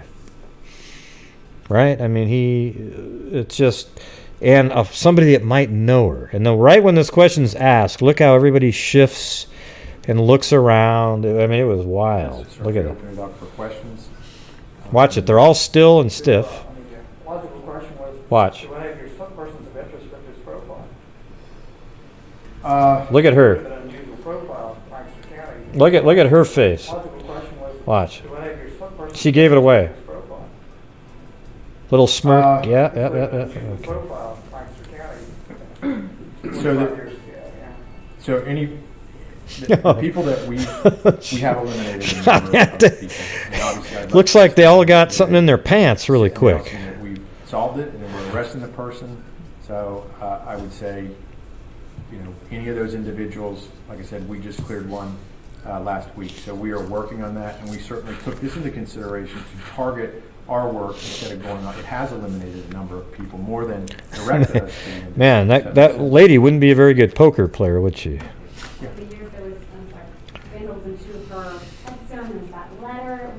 Awkward. No. I mean, I know what you're talking about, and very disturbing, but that's oh my God, awkward. We can use, at least at this point, in the information that we have.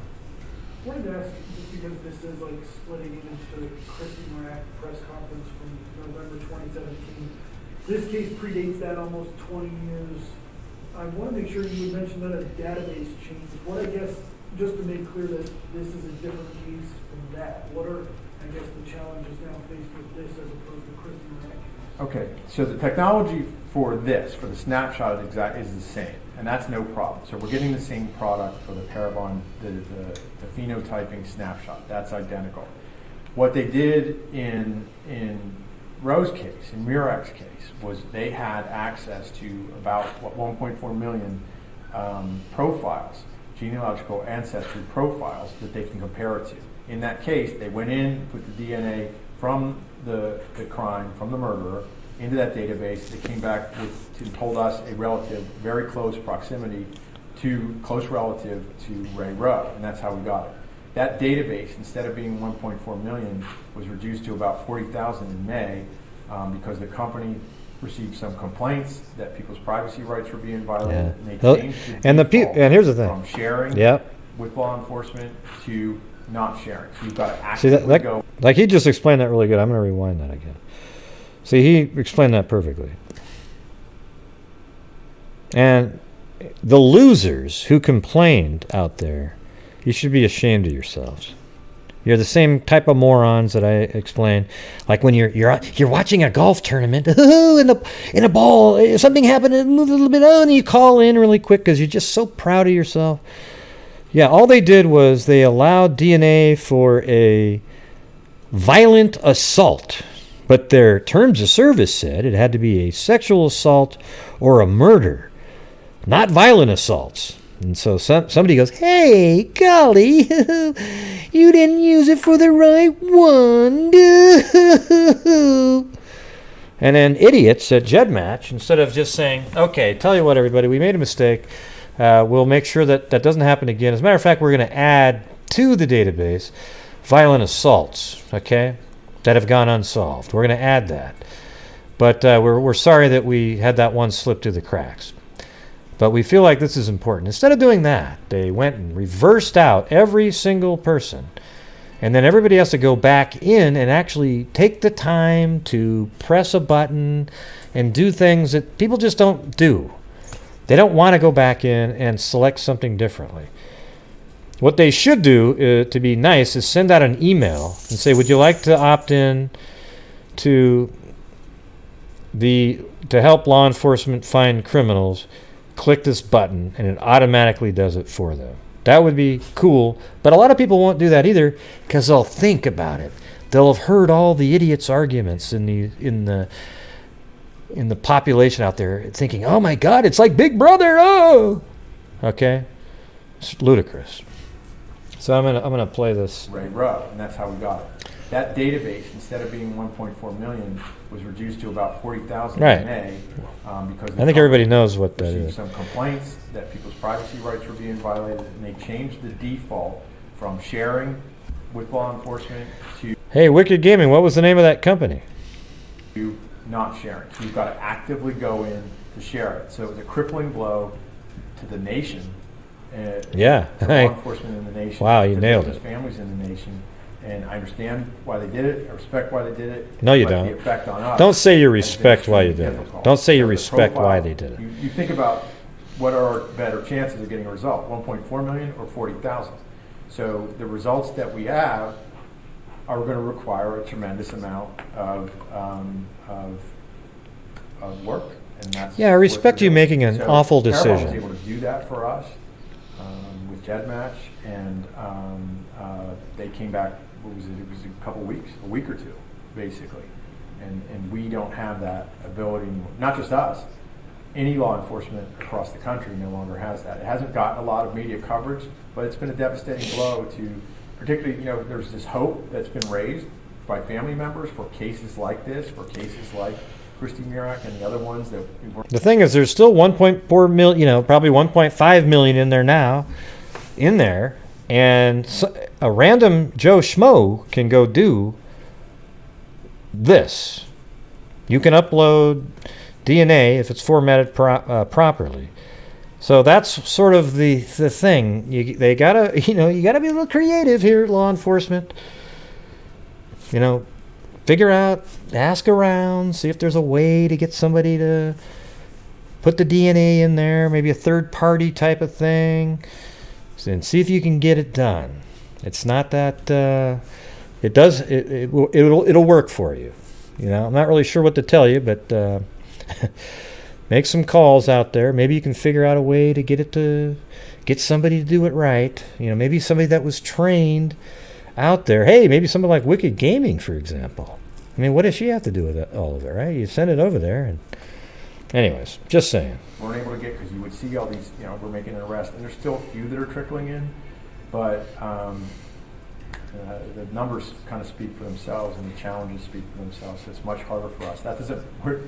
They're not deterred by it. It's just more work. If I can even bounce off of that, I think the message after the Christy Murak one was there's actually work to be done. I guess on the positive side, is that the same case for you? It is the same case, absolutely. There's absolutely work to be done, and we're hoping that this and your coverage of it will provide work for us to do, and it jogs somebody's memory. Well, I said you know how to do some information that's going to allow. You know how to do the some of that research, right? Wicked Gaming. I mean, do you know how to look up if somebody uploaded a profile, would you be able to come back and do some of that research?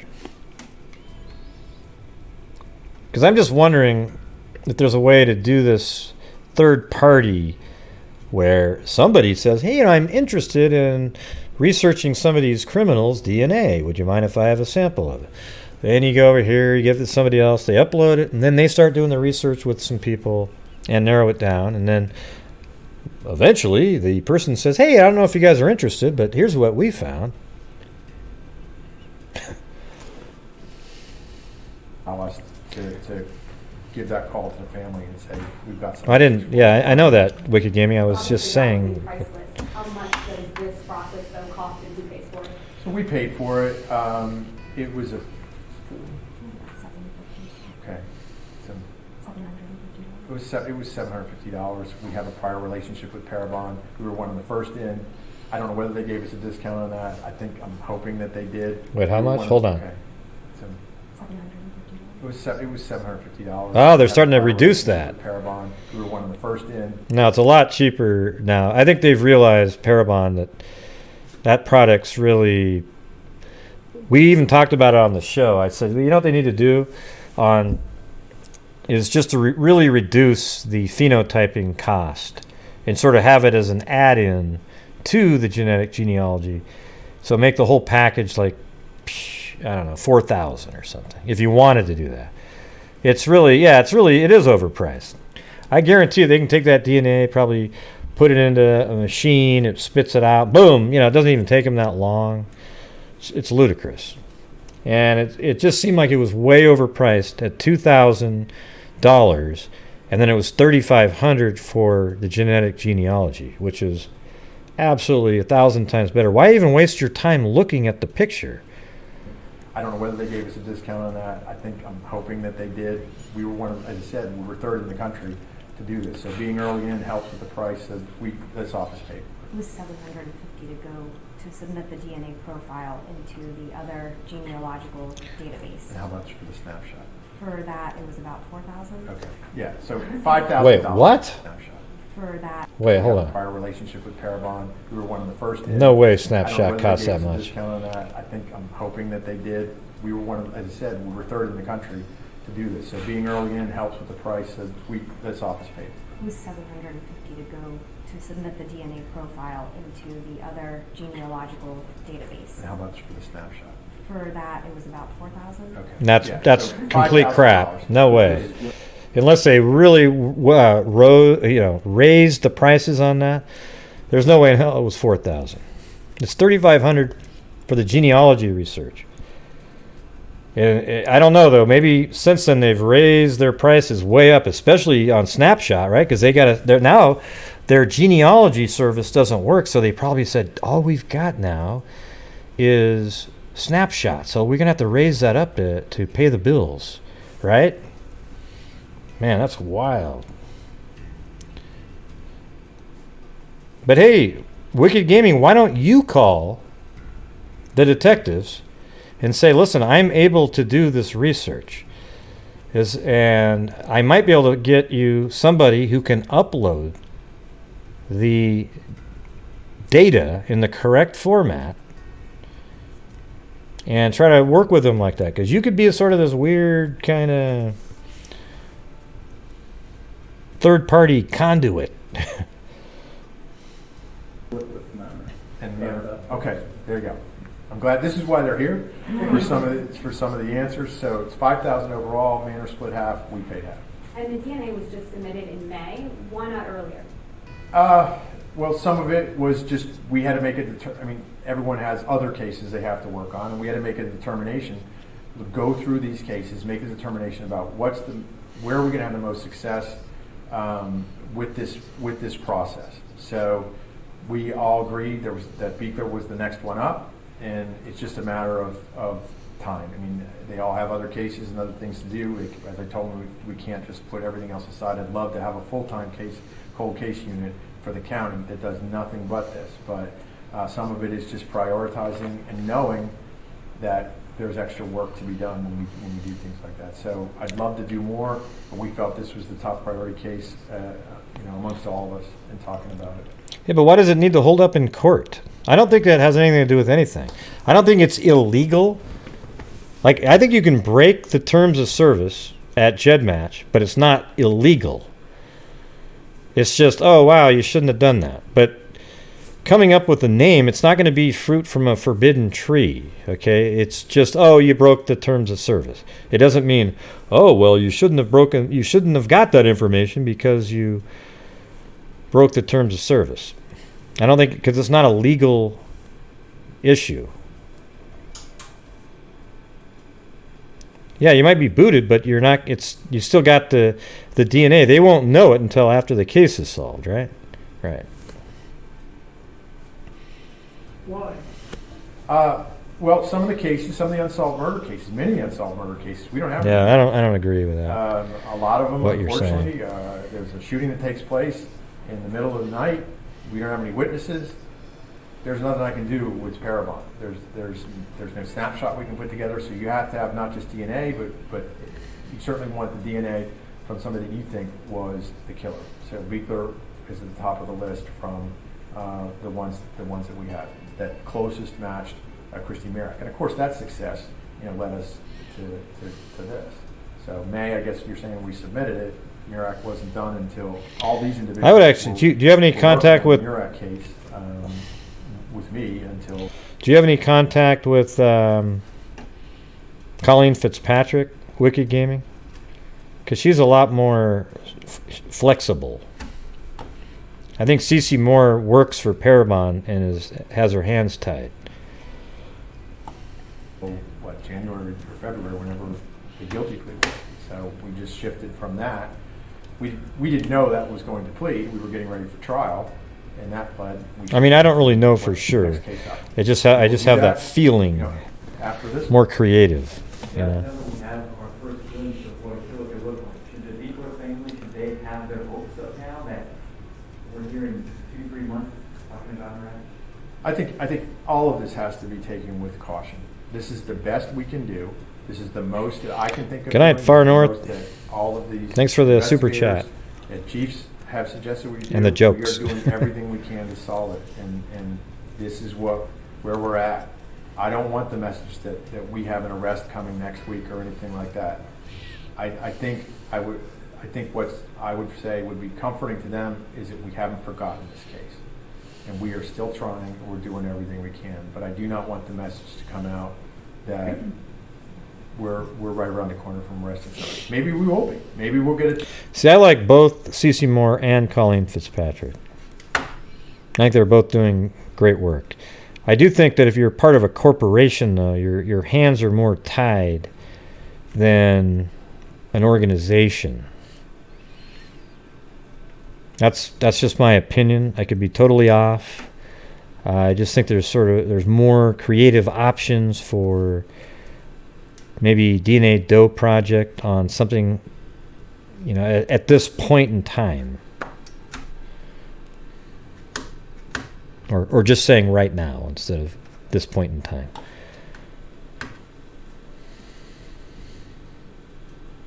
Yeah, it is available to the public.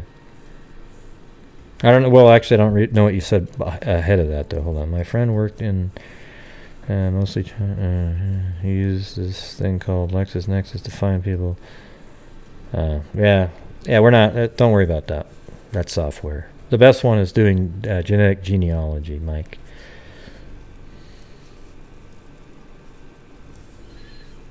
Yeah, Mike's the guy that always comes in with stats. Oh, yes, I've got all the good stuff. LexisNexis, I got to use these numbers. If it says 92% this and, it's 87. Yeah, just use common sense, though. But I think genealogy is really the answer. That gets you who the person is. Now, if you don't have that, maybe you can go to some other technique. Tip that says that, but that's not what we're trying to convey today. We're conveying that we're dedicated to finding the killer of Lindy Biechler, and we're doing everything we can. Just to clarify, the ages represented. Yeah, I'm sure she'd like to have a way, but she might be hands tied to do that. Wicked Gaming. Right, the latter is correct. So we don't know how old the killer was, and DNA, of course, isn't going to tell us that. So it's just an estimation. She was 19. Yeah, Mike's always coming in here putting out bullshit. Sexual assault in this case, we're making an approximation that it's approximately 25 years and then giving the age. But that's an excellent question. Everyone knows some of it is that stats matter, but everybody just kind of knows it. They have no idea, right? I don't know how they choose it. Consistent with that time period is what they try to. Yeah, and it makes a difference because if you go back and look at Ray Rowe's picture, and you cover up the hairstyle and put what he actually had, it really looks like him. The hairstyle does make a difference, and when people look at this, I think it's important to keep in mind, we don't know what, the hairstyle. The person could be bald, and particularly, they get older. So you got to focus more on the face than the hairstyle. Other than, assuming he did have hair, we know it's darker. The person could also be dead? Yes. But you know what? I mean, they still deserve answers, and maybe there would be justice, but if we can solve it, these people have suffered long enough, and the answer would mean a great deal to I mean, just privately before we talked, Detective Major just said, I just want to know. I want to know. And that's the sentiment of law enforcement, and that's the sentiment, I'm sure, of the family, and we'll cross that bridge when we come to it, and we're hoping that we come to it. Yeah. It's safe to say that in the limited database that is available, it was already run and there were no hits. That would not necessarily be accurate. We have some leads from what we've run, and the cold case unit is working on those leads. It's just not like Roe. Roe came back and said, this is a very, very close relative, so it was not hard for us to do. This is much more distant, but not hopeless. So that's referring to the match. Did you run the DNA through even though it's a limited 40,000 person sample, or are you trying a different DNA database? We ran into a different DNA database, but Submission was run through GEDmatch, and there's not a match. Then we privately submitted to another genealogy database, and that's where we have some leads that we're working on. Yeah. I didn't know there was another one. I mean, it's worth trying. So what's the next cold case? We have a couple where I don't think it's appropriate to say that, and this is about Lindy today, and that's where our focus is today. I am Good night, Ziggy. with the work they've done and the efforts that they've done working with, and that's the important thing. Don't forget, this is all collaboration. This isn't like the DA's office is coming in with all the answers here or anything like that. We rely on the municipal police departments, their cooperation. I can't say enough about Manor Township and what they've done, not only the current investigators and chief, but all the past chiefs and the past investigators who work diligently on this case. So it's a collaboration, and we'll cross that again. That's a bridge we'll cross when we come to it. We're doing this case is our focus right now. That doesn't mean the others are forgotten, but we do have limited resources. So anything else? So you have the releases for everybody. If there's any further questions, you can contact me or Mr. Hambright, and we'll be happy to share them and take your time with the snapshot. Thank you all very much for covering this. What does that say? Oh, hold on a I do second. have a release, guys. You have the releases for everybody. If there's any further questions, you can contact me or Mr. Hambright, and we'll be happy to share them and take your time. She almost like held it up on with the purpose. snapshot. Thank you all very much for covering this. It truly. DNA extract. Hold on a second. Just.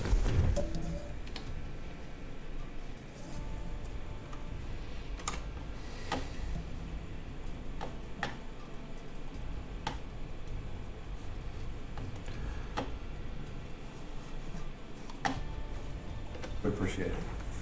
I do have a release, guys, and just a request for the shots. I will send you the digital format of those shots. Please do not edit off Parabon's logo, as you can see there. Please don't do that. And the website, Who Killed Lindy Biechler, will be live within a few minutes. It's just not activated until this wraps up. So I will send you an email with all that stuff very shortly.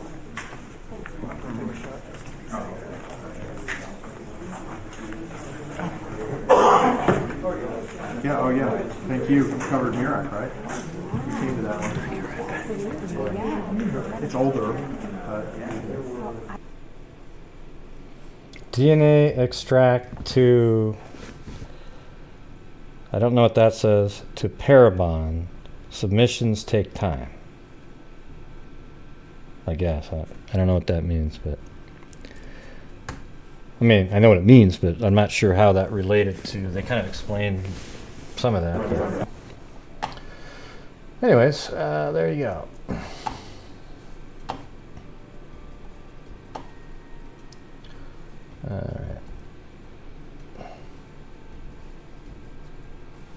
All right.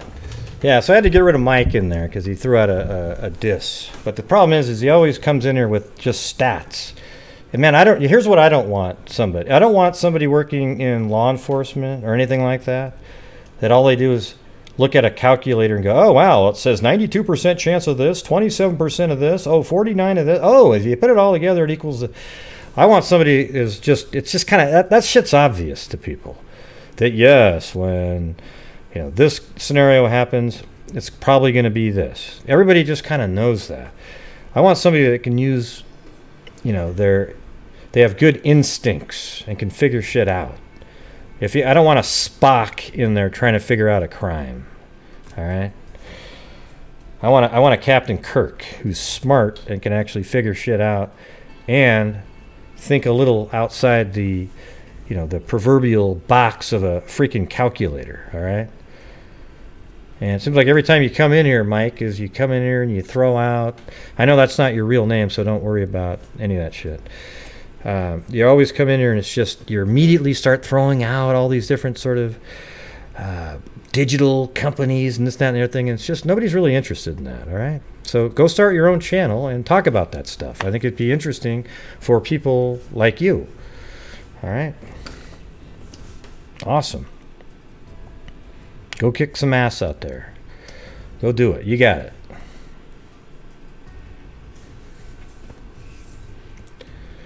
All right. Because what he wrote at the end, why he got booted, was he said, I'll let you know, he said, right, not like statistics matter or anything. LOL, what an idiot. Okay? Yeah, we all know that stats are what people use out there, but over time, we've all been able to just kind of figure this shit out just by following true crime. If you have to look at a book to understand that shit, then wow. Probably should move on to a different deal.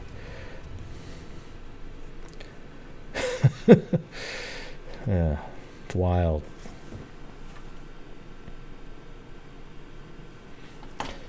So, anyways, I think that's about it for the show tonight, everybody. I don't really have much more to go.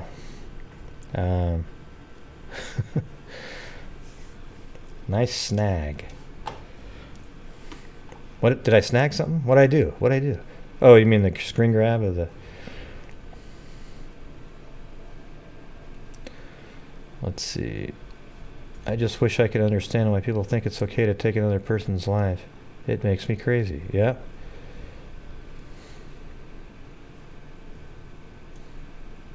Oh, in Australia, snags a sausage? Okay. Never heard of it.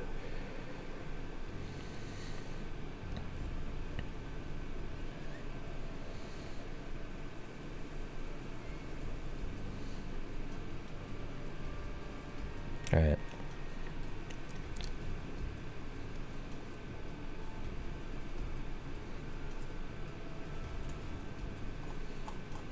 But yes, I just unhid Mike.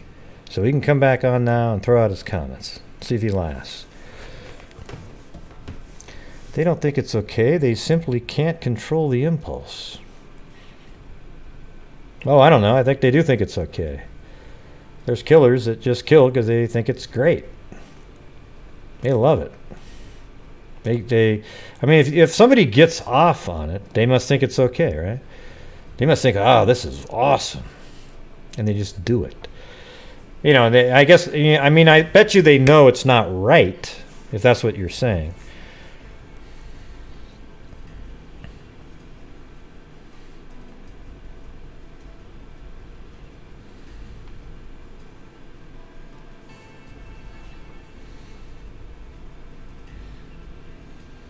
Good eye, Worker Gaming. Any more info from the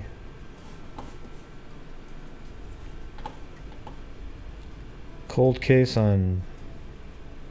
Oh, yeah, Joy Bay. I'm still talking to... I just spoke to her friend again. But I guess apparently she's having a hard time finding anybody that would want to be interviewed or talk about it. I think that sucks, Maybe she would, though.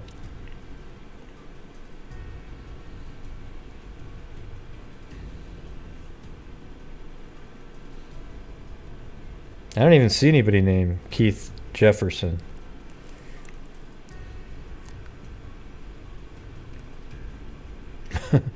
I don't see anybody named Keith Jesperson in here.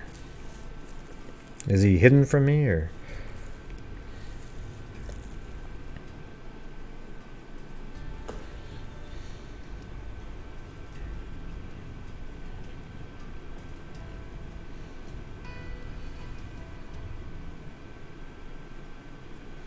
Okay, forget it.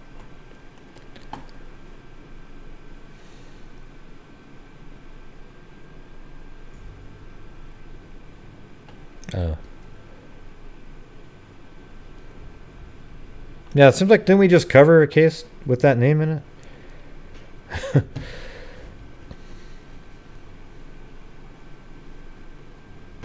It seems like we just had that guy, the name on a show or so. Ah, hell, I can't remember. Oh, it's a happy... Okay, maybe not then. All right. I'm done. I'm tired. Where are we doing a flyby? Do you got any more cool places there, Woods Girl? I was going to say with with kids.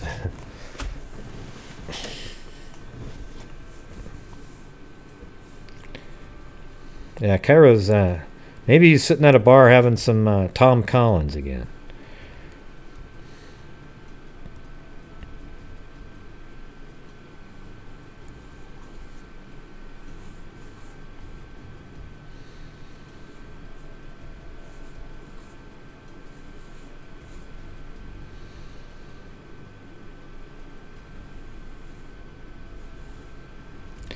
I mean, if they want to kill, maybe they should. Yeah, you mean like? So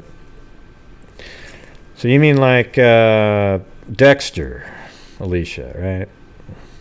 Yeah. Okay. Yeah, I was just saying that at the same time. Okay, maybe we'll try. Yeah, maybe we'll do the Yosemite. I like that one.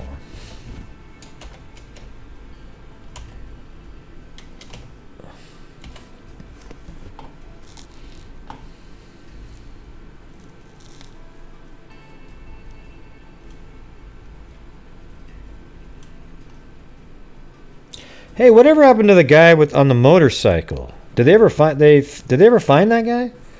Remember the guy that was riding around and they found photos and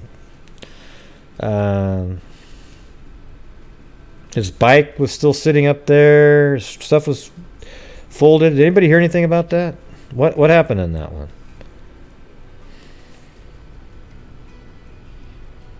No, Sasmir's mom passed away, Wicked Gaming. She had to go fly home. Also, yeah, I mean, we kind of figured he drowned. So he just drowned. Did he kill himself, maybe? Or? And they found his body? I never remembered following up on that. Maybe we did. I just can't remember.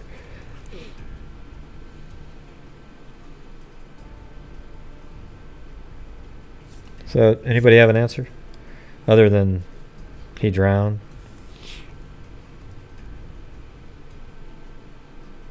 I never got an actual final result on that one.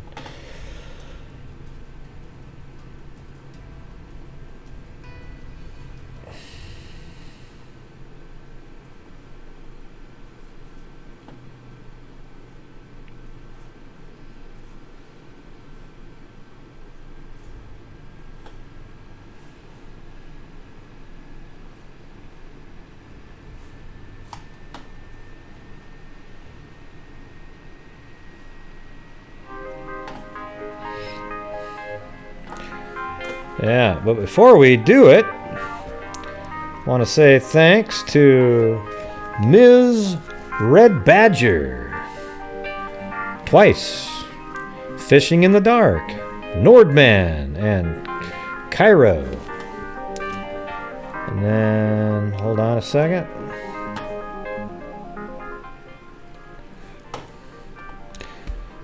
Yeah, so I have a new patron on Patreon, Davina Quinn. And then I also got a PayPal donation from Maria. Here, let me check this out. Hold on a second.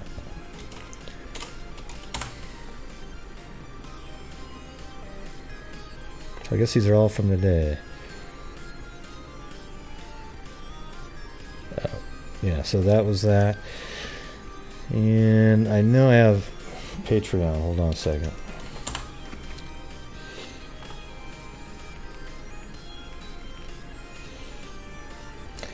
Yeah, so I have a bunch of new patrons, actually, which is awesome.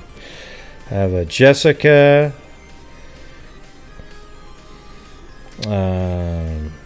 Tammy, Melissa, and then, I think Melissa came back, and then she increased it as well.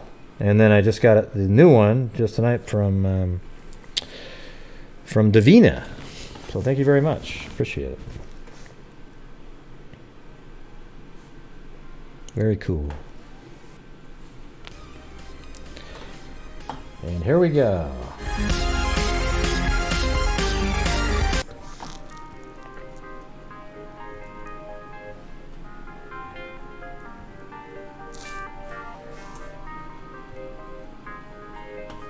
Maybe I'll do Central Park second for Raven.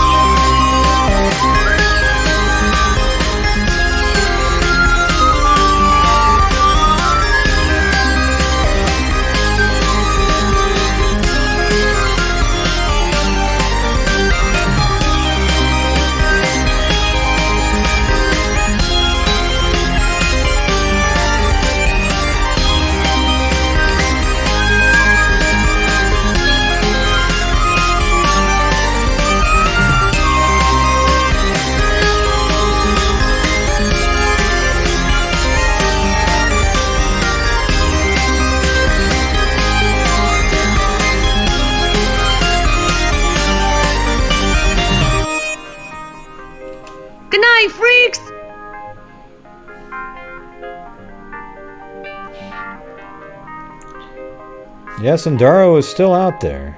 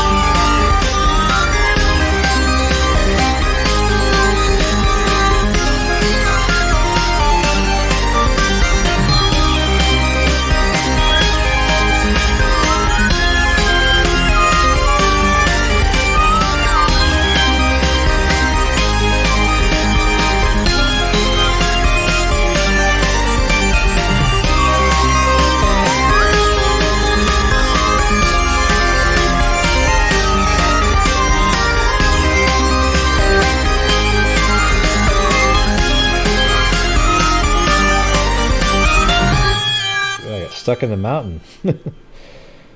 All right. Well, I guess you want to go to Central Park. Oh, let's do it.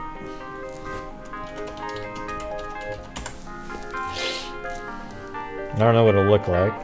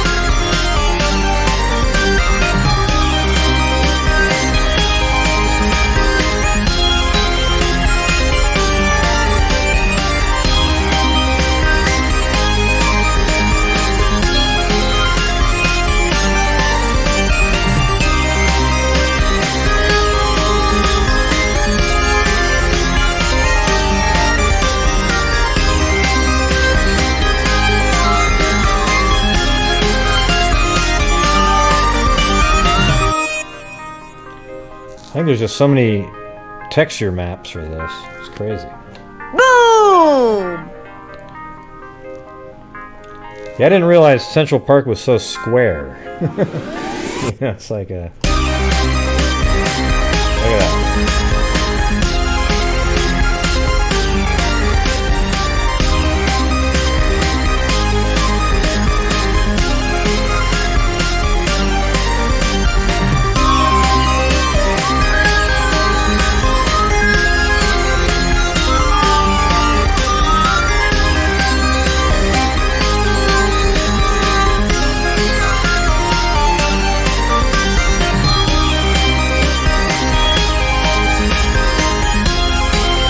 Look at that. No!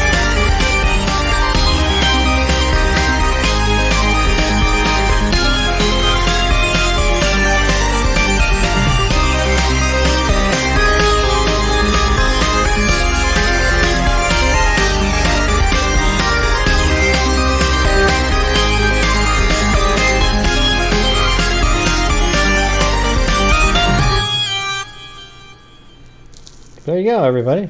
Central Park. All right. Of course, Raven took off when we were doing his request.